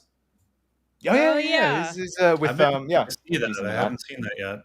That was based on a true story. I saw that several years back. De Armas plays his wife. One of her first acting roles. One of her first English acting roles. It's so funny to see how she's exploded, because I first found out about her several years ago when my kids and I would watch El Internado, which was a Spanish language, kind of like a telenovela that she played in. I loved it. It was a lot of fun. And then here she pops up, and now she's everywhere. I mean, but not a movie star. Not, even though we all know her name. I don't not think a movie star. I mean, I get Badger's point. I get your point, but I also get Badger's point too. Yeah. I don't think people are going to go see something just because she's in it. Right. Exactly. I agree. If that is and it is based on Badger, your definition of a movie star, I agree with that. Finally, we get some consensus. No, I said it before. I'm just saying so that heated. The definition of a movie star is broader than that. You can be a stronger movie star because of that. If you can sell a movie, right? Also, it depends on the budget. You know, if the movie is made for $30 million, story too. Yeah, if the movie is made for small budget, in a movie, you're a movie star. Open the door again. It's fine. Just do it. It's fine. Yeah.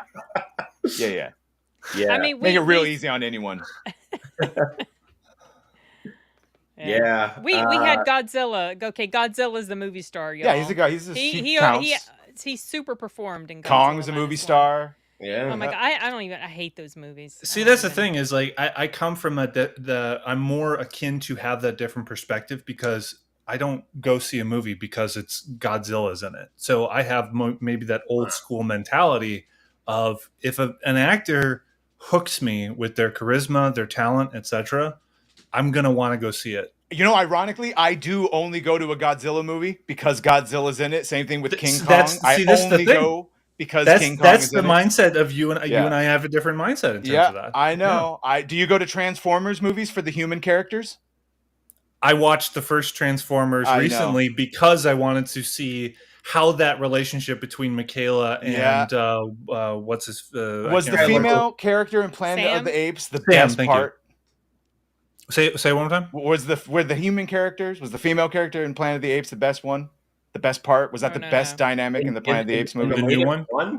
I mean, she was pretty good looking. In any movie. I'm making the better point that in all of these, no one gives a shit about the human characters. They only hold them back. The one time they finally did it well was in the last Godzilla -1, where they made the human part as interesting as the goddamn movie, the monster movies that everyone's going to see. No. So the reason what I appreciated out of the first Transformers watching it recently was it felt like there was nostalgia attached to it for me, not just because that movie came out, when I was young, yada yada, but because it harkened back to that fantasy of getting with the hot girl. She's a movie star. Right. No, it brought back those thoughts of like, that had that crush on that girl in high school that was unrequited, right? The girl that got away kind of thing. And so the Transformers movie kind of, it leans into that thought of nostalgia of appealing to that human experience.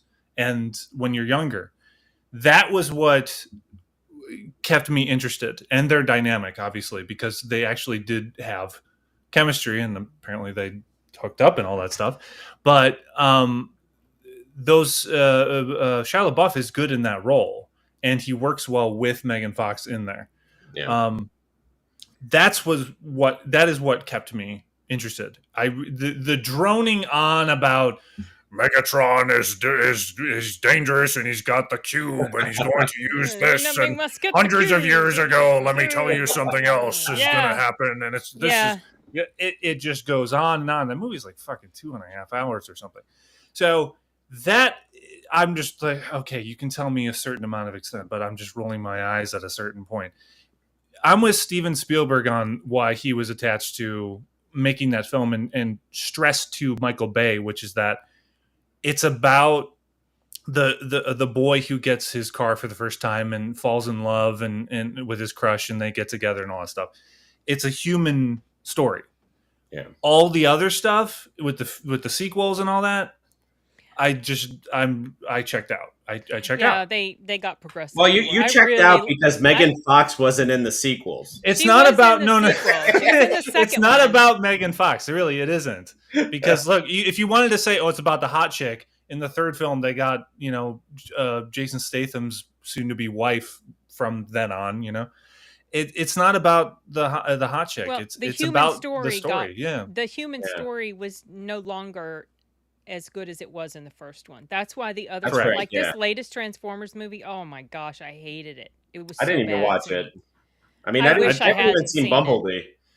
Bumblebee was decent. Okay. It was decent. But I love the first Transformers movie for the reasons that he's talking about. It just the dynamics between the characters with this cool backdrop of these big machines, but the focus was still on these human characters. Yeah, because it was like the geeky high school kid who's trying to go for the head cheerleader, essentially. Yeah, that's the archetype right there, and that's what I'm getting at. Is as in high school, I was overweight at a certain point, and I was nerdy, and I loved music and movies and all that stuff, and I was a lot quieter than I am now. For now to come out of my shell. And that appealed to that experience to me, to that relatability. Yeah, I mean, It's not about the fucking machines from space. It's really Well, then maybe the motherfucking fans of Transformers can get their movie someday without the human element, because man, fuck they them, actually, right? no, Badger, they actually have. It was War for Cybertron. well, no, I'm saying like after Megan Fox left the franchise, it like the latest few movies, it looked like it was about the whatever the non-human characters. Cybertrons and you talk about the Decepticons and the Cybertrons, yeah. Sorry, I was just a brain fart. No worries, man. But yeah, I mean, I didn't. You should have a sound effects board that just like. I should. Yeah, I should. Well, I'll have to like fiddle around with it. We've had so many technical issues on these streams, and it's like this is running as smoothly as humanly possible right now. Mm-hmm. But I mean, I definitely enjoyed the first and second Transformers movies. First one, I'm not gonna lie. Yeah, Megan Fox was hot as hell back in the day before all the plastic surgery. Yep. So and speaking of plastic surgery, have you guys seen Erin Moriarty? The chick from The saw Boys? that picture of her. It's weird because other pictures of her on her Instagram, she looks like her normal self, just skinnier. Oh, really? She said that was makeup. So that they were contouring. That she did not look like herself. I mean, I think she's had some help in some places, but sure, that one picture of her does appear to be an anomaly. Okay. She's lost a lot of weight, and I think she might have had something done to her mouth. I don't know, her nose maybe. Yeah. Maybe she's had controversial drug, the done. weight loss drug, Ozempic or something. I don't know. She was never heavy, so She was never heavy, no. But she definitely seems like she has some issues as far No, as so the thing, skinny. There's this new surgery where they like go in through your mouth and take out your cheek fat. So naturally over time you do recede here. So like that's why that surgery doesn't work long term. Get the goldfish look. Yeah, exactly. Yeah. Like like Skeletor essentially. But actually, speaking of Skeletor, this just reminded me. Isn't there supposed to be another Masters of the Universe movie coming out? I don't know when. I've not heard that. No, because I mean the Netflix series was not good. Oh, the Kevin Smith. Sorry, Kevin Smith. I didn't even watch the second part of it. Oh, it was so bad. I think they would give that time. I was so angry at the first one. Yeah. I mean, Netflix seems to have had a lot more losses, or like. Losses rather than winners. Yeah, I mean, there's certainly more obvious when they fail. Yeah, and I think a lot of people didn't go back and watch that second one based on the. You'd have to fill me in on what Kevin Smith has been up to. I'm not familiar with that. They did a He-Man show that was really a Tila show. Most of the time, He-Man was dead or missing from it, and gaslit the fans. The normal thing they do. And Tila's running around looking like a guy half the time. Girl boss. Yeah, very masculine, it's the epitome super masculine, shaved head. Yeah, it's the epitome of everything that's wrong in Hollywood, essentially. Yeah, it was not. Yeah. The animation was gorgeous, but the story was just terrible. Yeah. And then we're also getting what is that, Velma season 2? How in the world? I don't understand this. Mindy Kaling must I don't know. It's the first season split into 2 parts. That's how they did that, basically. Oh, is that right? They only released the first part, and then we're like, second season. Is that for sure? Is that for? Oh, that's really? what they were saying. Yeah, that's how they got. Because they got horrible word of mouth and ratings. Yes, yeah, no, I know. It got completely ripped apart. And even that's coming out soon. It's already out. It's coming out. It's already out now. Yeah, Disbrew covering it. If you check out his channel, but people are checked out on that thing. It's a sad day in culture when that comes out before the second half of Yellowstone. Holy Well, that's what I'm saying, because it was already done. That's how they were able to do that. They just this is what they're doing with The Witcher. They're just going to film one shitty season with him and then split it into like 2 parts. Yeah. Well, the whole thing with Yellowstone, it was Kevin Costner got into some sort of argument over availability or something. I read an article that stated from his side, he gave a rundown more so than he had before, in which the studio Paramount was they were changing aspects to his contract in which they would, at the beginning he was contracted for 1 season, and then the next season come out. All right, how about some more? Okay, all right. Yeah. And then by the time the 5th season came around, they called it like 5A and 5B, so they knew they were going into 2 sections. And it was about scheduling conflicts. It sounds like there were discussions of whether it was a salary dispute, and it didn't seem like that way. However, I do think that his divorce with his blood-sucking ex-wife had something to do with this. So, but he was also trying to schedule his film, his saga, Western saga, Horizon, which I'm excited to see. That's actually coming out next month, right? June 29th, I want to say. For June and August, the 1 and 2. So the conclusion of all this is to say that he said the studio basically kept moving the goalposts, and it's easy to blame the faceless corporation, the studio, on a lot of stuff. There may be some degree of truth to it. He also said that Taylor Sheridan had not gotten the scripts to him and hadn't written them. I have trouble believing that, because that motherfucker knows how to write quickly. He's prolific. Yeah, he really does. Yeah. He knows how to do his shit, and he's on top of things. Yeah. So I take it with a grain of salt in terms of what Kevin Costner did. It's one side of the story. So yeah, I mean, have they filmed any part of season, like the second part of season 5? Not yet. Okay. No. I mean, I've seen interviews of some of the supporting characters. The actors talk about how they're anticipating getting on a set in the springtime. I mean, we're already there. We're exiting out of spring. They should have been on set by now in order to get this season out by the fall, winter. They need to get it going. I mean, at the end of the first part of season 5, he goes off to the capital of Montana, Helena, I want to say, and like he wants to be more hands-on as a governor and like leave the ranch up to the kids. I've had extensive discussions with a friend of mine about Yellowstone and how they would deal with if Kevin Costner refused to come back on the show for whether it be disputes about his salary or the scripts and how the story would be taken, etc. The way to do that is you could not kill him off, but make it ambiguous as to 2 things. You could either have him like get into a helicopter and he's hijacked and taken away and kidnapped, and so you take him out of the story, and maybe he comes back for some other thing, but it now sets up a conflict that the Rip and all the other characters are dealing with. That would focus on still the ranch in Yellowstone and all that stuff. But not kill off John Dutton, which I think is an important thing to do. Don't just throw him away. I mean, conversely, what they could do is have him run for president. It's like, well, he's got to go to Washington, and he's not gonna fucking do that. Which means I think he's had his run as a character. There's nowhere else to take him. He's the governor. He's done his thing.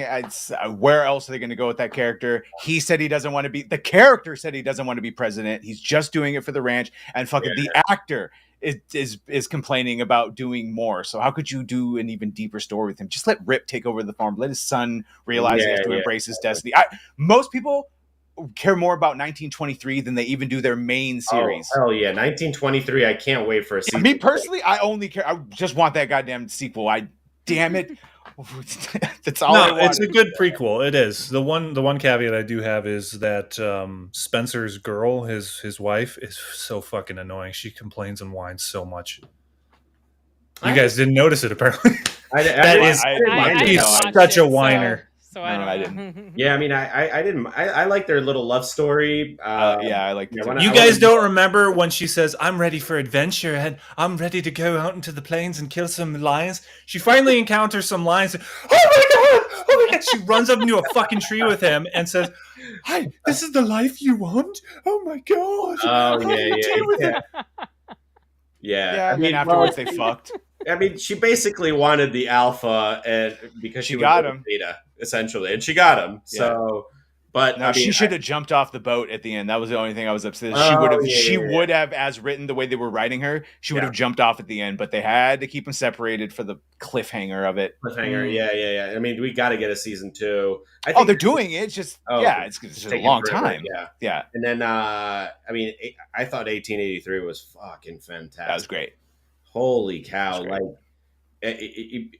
talk about a strong female character with an actual arc. Yeah, she was great. Elsa Dutton. Yeah. She's like this like quiet, shy kid, whatever, innocent, and by the end, it's like she has a full story arc. Yeah, everyone who knew Tim McGraw and Faith Hill could act like that. Oh, right, that too. Yeah. No, you're right on point with all that stuff in her arc and all that. Aside from the overdone, pretentious Terrence Malick-esque voiceover about the blades of grass being so beautiful and related to her life and the sunsets and how she's wanted with the land and yada yada yada. You didn't need that much. That's the only thing. Everything else is so fucking strong. Like the telling of the history and settlers and all that stuff is great. Sheridan is a great writer. He can like knock out episodes. I mean, when I heard him speak on Rogan, he was like, "Yeah, we film whatever Monday through Thursday. They edit like Thursday through whatever Sunday, and then there's the episode.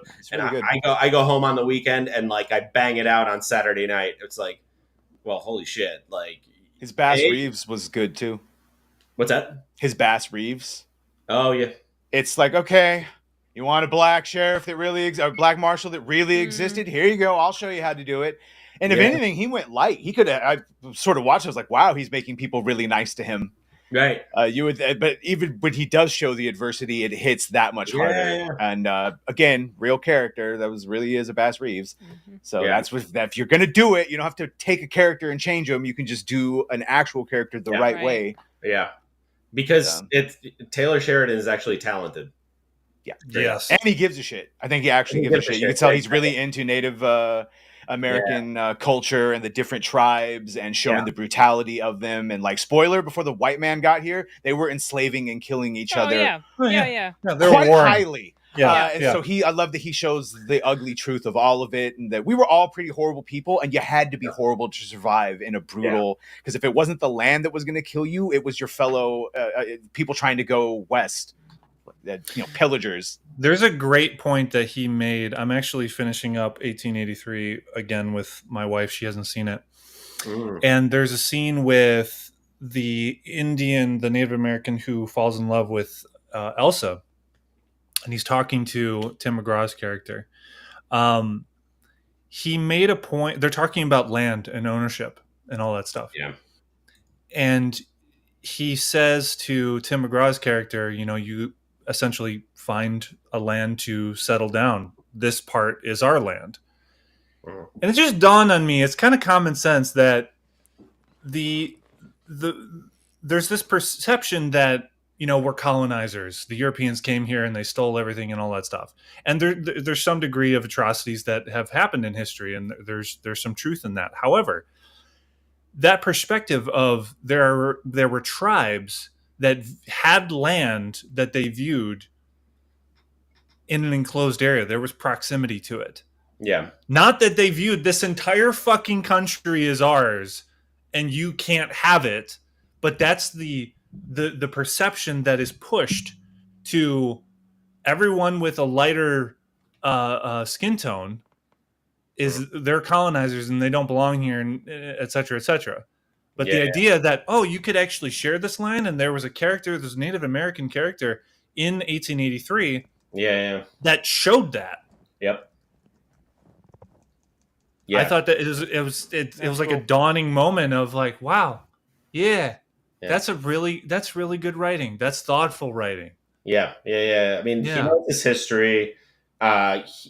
Sheridan, he actually gets what the underlying problems in society are. So, like, going back to his movie 2016, I want to say, Hell or High Water. Mm-hmm. Like, he really captured, the economic strife of, basically whatever, rural Texas, but, it's a microcosm of all the sub economies like throughout the country. and I mean, he did it so well, like the overbearing banks, the predatory lenders, and the land grabbers. I mean, he knocked that movie out of the ballpark. That was one of my favorite movies in the dark age of cinema. Mm-hmm. Yeah, I mean, and obviously the acting, he picked great actors. Chris Pine, what's his name? Foster. Ben Foster. I mean, and Jeff Bridges, and who's the guy that plays the Native American cop? Because he plays the leader of the Native American tribe on Yellowstone. I don't know his I'm name. not sure his name. Yeah. Yeah. So yeah, So I mean, he picks good actors, and he's pretty much mastered this, new wave neo western. They're starting to call it, which I don't see any other like really really good new westerns, like in the vein of Yellowstone and Hell or High Water and etc. But yeah, he's extremely talented. Oh, Gil Birmingham, that's what it is. There you go. Oh, right. Yeah, Thanks, he's in deleted. everything. Yeah. I mean, there's Be all. deleted. Yeah. Looking forward to mystery movie night on Monday. Hope it's a good one. Yeah. So I don't think it's gonna. What did you think it was gonna be? Oh, he said what he thought it was going to be, and I can't remember now. Because it ain't gonna be Furiosa, and it ain't gonna be. It's definitely not going to be Furiosa. Yeah. Oh, well. But yeah. Well, we'll see. $5 if you care to join. I think it's worth for $5. Whatever. Like, bring your own popcorn and enjoy. Pop a beer and in the theater. I don't actually recommend drinking booze in a theater, because I don't know about you guys, but it just makes me go to the bathroom every 20 minutes. Well, I strategically time when I drink my coffee. I I wait till there's like maybe 40 minutes or so left in the movie, and then I start drinking my coffee. Nice. I think it depends on what you're drinking, because we've been sitting here for 2 hours and we've been sipping some whiskey and bourbon. So yeah. I remember. Little did you know, he's been going the whole time. Nice. He's got a catheter in right now. You're right, exactly. The first time I drank in a movie theater, it was, I want to say, like 2005, 2006. I went to see the movie 1408 or 1406 or whatever it was. 1408. Yeah. And like me and my friend split a 6-pack, and I'm like, fuck. Like, I gotta go. Hold on a second. Like, and I missed like half that movie. So I learned my lesson. Which is actually a pretty good adaptation of the novella. Yeah. Oh, is it really? It's what is it, Stephen King? Just the movie itself. The movie itself. Yeah, it is Stephen King. Yeah. Yeah. 1408 it's a pretty damn good thriller horror movie. Yeah. Yeah. Any good horror movies coming out soon? I think Sin would know. I'm torn with the idea of going to see The Strangers Chapter 1. Oh God, I'm not sure about that. So this is a prequel to an existing movie, because I haven't heard of it. Yeah, it's like I think they made a trilogy. Oh. Or 2 movies. I can't remember. Whatever. That's so loose to call those films a trilogy at this point. You know that, okay, just based off of the trailer, all right, granted, and I don't like to put an absolute conclusion on something and condemn it. However, based on the trailer, they are just retreading the same shit that the first film did. Like. And why are you doing this to us? The character in the third movie asks, and the girl with you're here. Because you're here. The first movie says because you were home. Oh, because you were home. Okay. Right. Fucking great, guys. Great effort. Fucking that originality. I never saw the first one. Blew my socks off. Yeah. So I don't even think I saw the second one.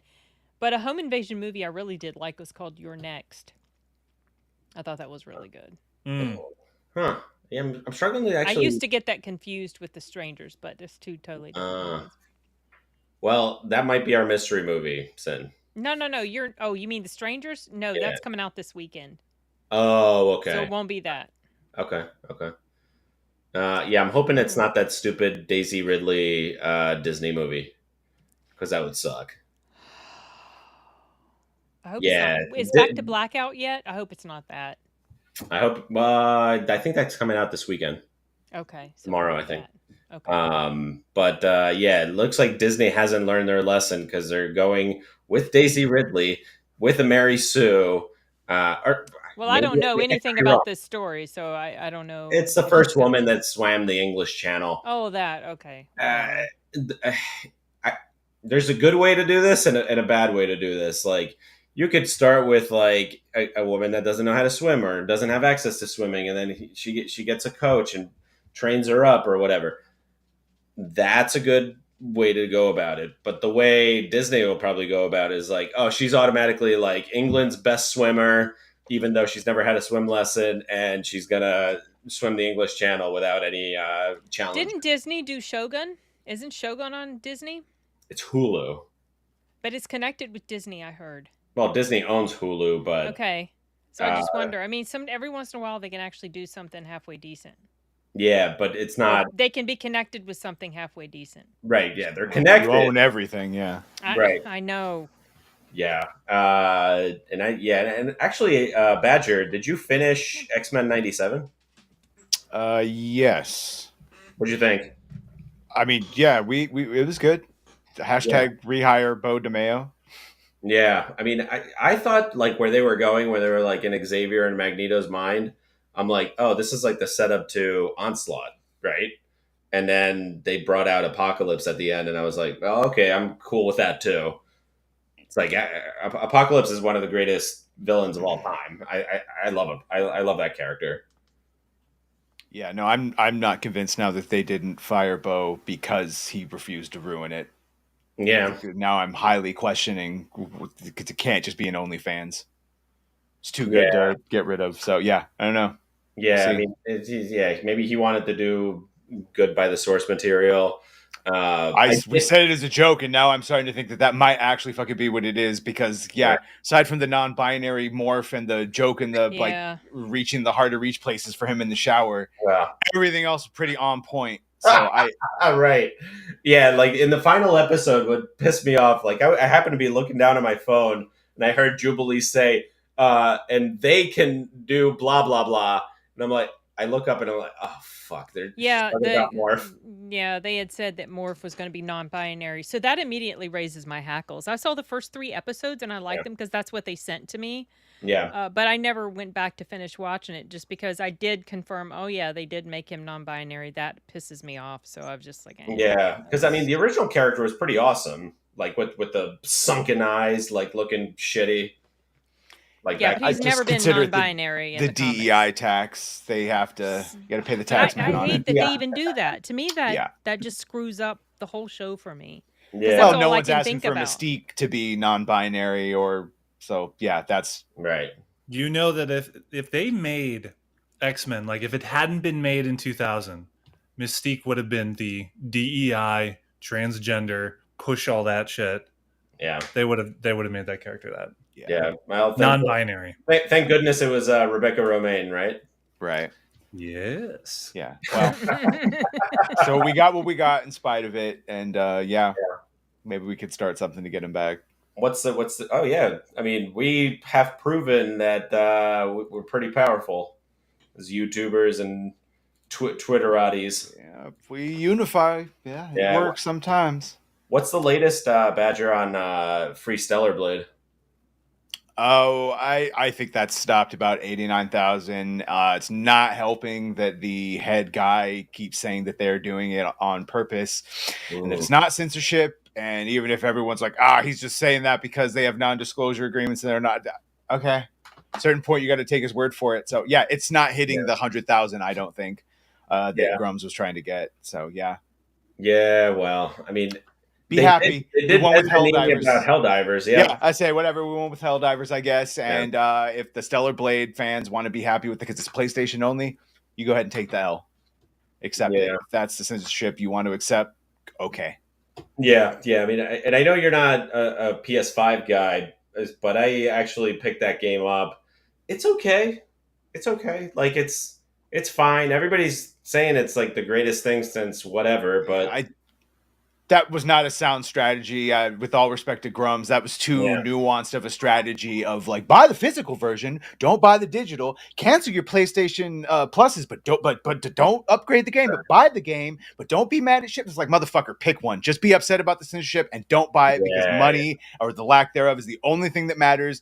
You were yeah. still buying it, so who gives a shit if 90,000 people sign a petition if you Right. still buy the game? And so I think that's where we lost that because with Helldivers, I picked it up. yeah, well, with Helldivers, they immediately started seeing people turn their reviews negative and get the game refunded based on false advertising, i.e., you can't play the game because PlayStation Network doesn't exist in a shitload of countries. Well, is Helldivers Two different things. physical release or is it digital? No, it was digital only. Oh, okay. Yeah. It's what? So, but either way, they saw an immediate financial loss, which Stellar Blade didn't see. Oh, okay. You can ignore a petition on change.org. You can't ignore the sudden delisting of your game because 100 countries don't have PlayStation. Yeah. Yeah. Two different things.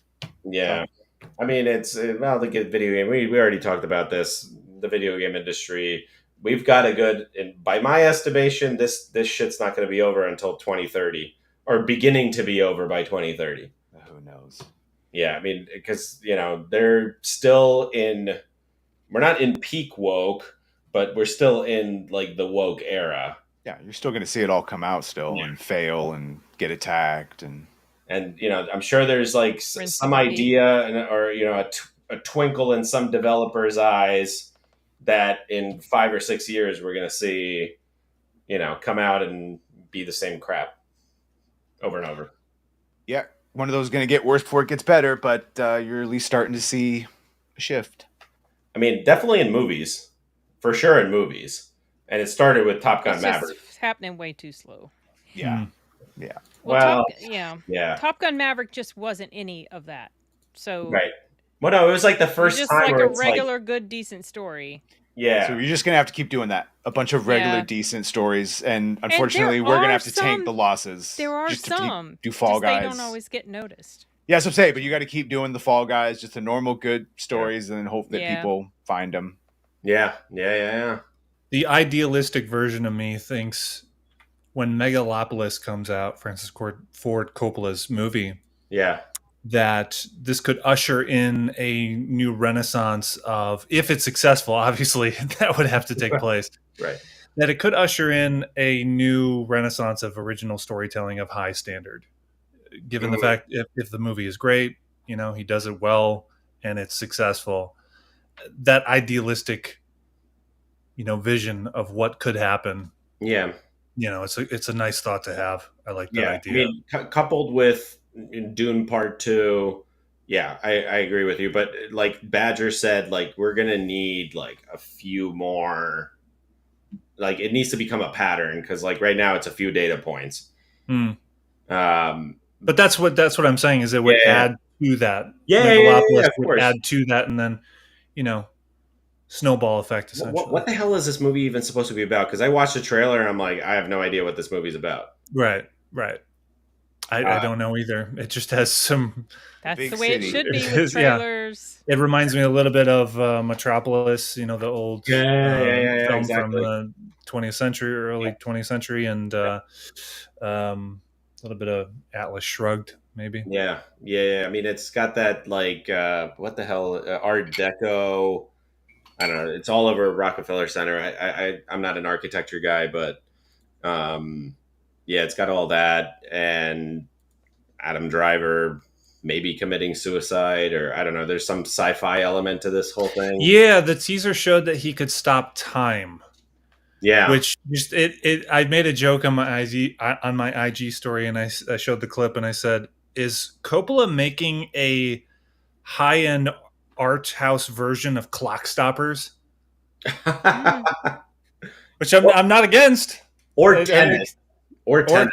Well. Oh, you didn't like... Hold on a second. We could get into this. You didn't like Tenet?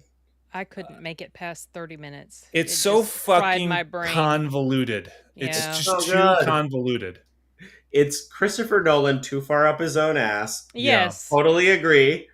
But goddamn, it was a good movie.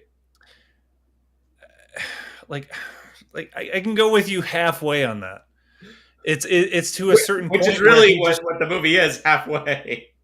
he just like you said, he goes up his own ass, and the concept of doing all this just makes me question of, like, they're moving in a way that's clearly the video is reversed, but you wouldn't be moving in that. It's confusing but also convoluted, and it's, I guess, this is the cop out that Nolan likes to give in interviews, which is that, no, you're not supposed to think about it, you're supposed to feel it. Okay, well, I have a brain, okay, right here, and I sat down and watched your film once in the theater during the shutdowns. By the way, I went during 2020. Me too. Yeah. Exactly, amen. And when it came out on streaming, so I watched it twice, and it's just, I still feel the same way. It's not look, people talk about Inception being confusing, and it's just, no. If you pay attention, it is clear and concise about what it's doing, and it has the rules that are consistent. Tenet is not that way, which is frustrating because it's from obviously the same filmmaker. So. Yeah. I mean, what did you think of Interstellar then? Oh no, it's the ending is a little bit strange in terms of, like, okay, what is this? So they're on a planet space station. What is that? It's not Earth anymore, right? Like I saw it once. World. I saw it once. It was okay. I mean, Christopher Nolan is starting to annoy me as a filmmaker, though. Yeah, I didn't like the way he did Dunkirk. I couldn't make it through. Really? No, Dunkirk. I did not. I was actually annoyed. And Oppenheimer, I was angry for about the first hour and a half. Why? Because I did not like all the back and forth and the introduction of all these multitudes of characters and blah, blah, blah, blah. And then the constant music. And then when the bomb went off, I was like, oh, thank God, finally. I mean, I can breathe. And then it's the movie has now. another hour left. Then it has another. That part I found kind of fascinating and interesting when from the point that they started making the area there at Los Alamos to the end. It was like, okay, I'm liking it, okay, but that first big chunk of it, I was like, oh, Christopher Nolan, I'm just not liking that. You are so pretentious now. See, I didn't find it pretentious, mostly because I'm a physics nerd, totally did. And I was like, ooh, Edward Teller, ooh, Niels Bohr. Like, I love science back in the day when I was in high school, and I was just like, basically science porn. For the so you thought he did a good job when it comes to the scenes in regards to physics? In Oppenheimer, yeah. Okay, good. I'm just curious as a in observer of this, because no, but whatever. Yeah, because I say in my video that I said the physics and all that stuff, it's going to go over my head. But if so, to hear from someone who is an enthusiast of that and is more knowledgeable, good. But as a story, that's where I can comment and have a thought in terms of pace and what is he focusing on. Who gives a shit about his security clearance? And you're spending 45 minutes on this. Well, I don't care. The movie. I know we got into it. We got into about the politics of it, but the movie peaks after the atomic bomb. There's nothing bigger. Yeah, it was definitely way too long. And I did not like the way he constructed the narrative at all. So I didn't hate it, but I was not as enamored with it as a lot of people were last year. Like it was just the greatest thing. Of course, I knew Cillian was going to win. Cillian was great, but I don't feel like he should have won for Best Actor. I wish Paul Giamatti had won. Well, for the Holdovers, yeah. That was an excellent movie. I really. I keep getting recommended that to me left and right. It's a good movie. It's a feel good movie. Yeah. It's not action, and I'm not generally one for those types of movies, but I really enjoyed that film. Yeah, the trailer didn't grab me, but like so many people are telling me you got to watch this. You kind of get into get into the dynamic of these three characters and their stories, and there were some things that happened in there that I appreciated a lot. Like I mentioned in my review, the cook, the head cook, Yeah. The black lady. She got an Oscar for, I think, for her performance. Oh, is that It right? was well deserved, in my opinion. Yeah. But they could have gone down the pathway of the whole race crap. They did not do that. Okay. And at one point, Is she it modern involved times or? no 1970, and Okay. it looks like it was filmed in 1970. Okay. Legit looks like that. Nice. But they got in this conversation, and he's kind of cantankerous, and he was resentful of the students because it was a rich boarding school, these rich kids. Yeah. And he was kind of like bitching about that, they've never known hardship, whatever. I'm paraphrasing, but this was Yeah, the yeah, gist yeah, of the yeah. conversation. And she was like, well, you don't know that. You don't know what they've gone through. You have no idea. And I was like, well, Yeah. that's interesting, because they could have both bitched about how much they hated these rich white kids. Yeah. But yeah, that's yeah, not yeah. what it ended up being. And I don't know, I just went along for the ride with these characters, and it was great. Yeah, I just gotta call out great Deadpoolio. As a veteran, I cried watching Dunkirk. Thanks for your service. Amen. Gotta Yeah. call that out. Yeah. Um, Likewise, that. Yeah. The story of Dunkirk is fascinating, for sure. Yeah. I mean, it was just the way he did all that jumping back and forth between perspectives and time. oh yeah. Like, well, I was it's just like like, oh my seeing land in gosh. the air. Yeah, I was like, I've So- seen this scene before, but we've gone back in time. We're now showing. Yeah, I didn't like that. I did not like that at all. I watched it. I think I've only actually seen it one time. I only saw it once. That was enough. I for took me. my nephews to the like for real IMAX in Lincoln. The for real IMAX. Well, no. There's like the for real IMAX. In Yeah, I know what Lincoln you mean. Center, and then there's like all these little bullshit ones. They call themselves IMAX. They call themselves IMAX. Yeah. But which I actually saw Dune Part 2, I guess like a month ago over there. But that first like gunshot that you hear in the movie, like we both all of us jumped. I was like, oh shit, what? It was like all quiet, nothing's happening. Boom! Like holy shit, that was well done. It takes a lot for me to get a jump scare these days because I don't know, kind of desensitized to it at this point. Usually the jump scares, if they get me, it's because of the music. That loud, startled Oh sound. yeah. That's when, okay, well, that's just because you use music to scare the shit out of me, not because this was actually Right. legitimately scaring me. Yeah. I mean, like you have to set up like the feel of like calm, and then boom. You don't even need to use music to do that. Right. Essentially, but yeah. Anyway, so this has been great, guys. Thankfully, nothing has gone wrong. We started off with, before we started off, there were issues, but Yeah. okay. Doesn't count once you go live. Thankfully, everything went fine. right, exactly. It was smooth sailing. Yeah. So I just want to go around the horn and see what everybody's gone up to in their channels and what is coming up. Might as well start with Kyle. What do you got going on?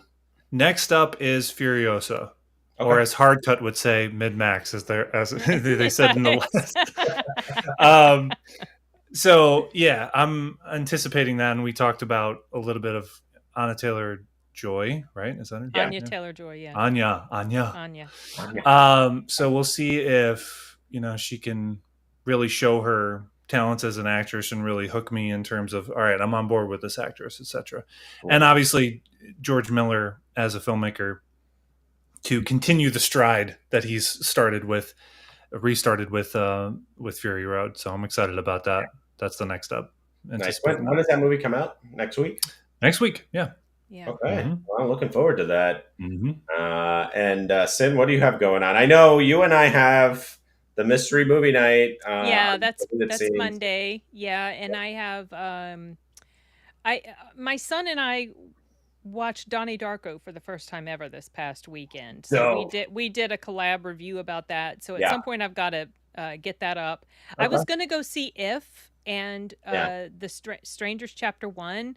Yeah. But I'm a little swamped with audiobook work right now, so I don't know if I'm going to or not. I don't know if you're going to miss much with either of those. Yeah, I might just continue to watch some of the shows I've been watching and do reviews of that. Whenever I finish up Three Body Problem. I'm still working on that. So I honestly, I don't know what's coming out as far as like a review type video. Okay. And Badger, last but not least. Yeah, 3 videos a day covering pop culture, movie, TV shows, video games, stuff like that. And then I'm streaming Tuesdays and Wednesdays at 3 p.m. PSD for an hour. That's been good. Had about 40, 50 people every time. Do you stream to Twitter? No. Stream No, to Twitter. YouTube only. Stream to Twitter. I did a stream last night with Sound Booth Theater, the audiobook company I work with. We got as much as like 180 some people watching over on Twitter. Mm-hmm. I Well, highly recommend it. Recommendation Sorry, noted. yeah. Aside Okay, from go that, ahead. and then on Fridays, Inside the Badger Den at 9 p.m. PST. So Nice. Yeah. Badger, the ones on Tuesdays and Wednesdays, are those? 'Cause I clicked the link to one of them, so they're member only ones. they're live, and then afterwards, they go members only. Got it. Okay. Oh, so if you Yeah. don't catch it live, then it. There you And go. good luck on the next Tuesday and Wednesday, or if you remember, they're there. But there's a lot of gifted memberships that get dropped in the chat by a very genius community. So if you just hang out and chat, you'll probably get a membership. Deleted scenes just said off the cover, Synth Corner. Plus, you are both still invited to the other side of midnight this weekend. Which Badger, I think you might be able to make since you stay up pretty late. Yeah, we'll see. I've got a couple of other ones that I'm going on to now, but yeah. Yeah. I unless something, I'll probably be there deleted. Not sure. I don't know if Paul. I don't know if he stays up that as late as that. Man, I don't know if he'll be able to. I was pretty wrecked on Tuesday morning. I was like, That's right, because we were up. We were up a bit talking about that. yeah, we were up till midnight, and then I mean, you're talking for 2 hours straight, so your brain is still going. I couldn't fall asleep till like 1, and then I was like wrecked on Tuesday. I was like, why do I feel so exhausted? But yeah, no, over on my channel, it's been a little quiet, but I'll put out some reviews. I'll put out a review for Babes just because that movie sucked and I want to save people money. And then throw up a Fall Guy review and maybe crap on Planet of the Apes, but I might not even waste my time with that. And yeah, that's all that's going on my end. But it's been great having you guys, as always. I'm hoping to be back next week, as long as I get enough guests. And it's been a great Thirsty Thursday. I hope you guys all enjoyed it. To our fallen homies, Hard Cut. Hopefully they rise up again next time. That's right. That's right. Yeah, I'm going to get Bobby to come on next week, hopefully. But it's been great, guys. Yep. Likewise. Yeah, bye, everybody. Bye.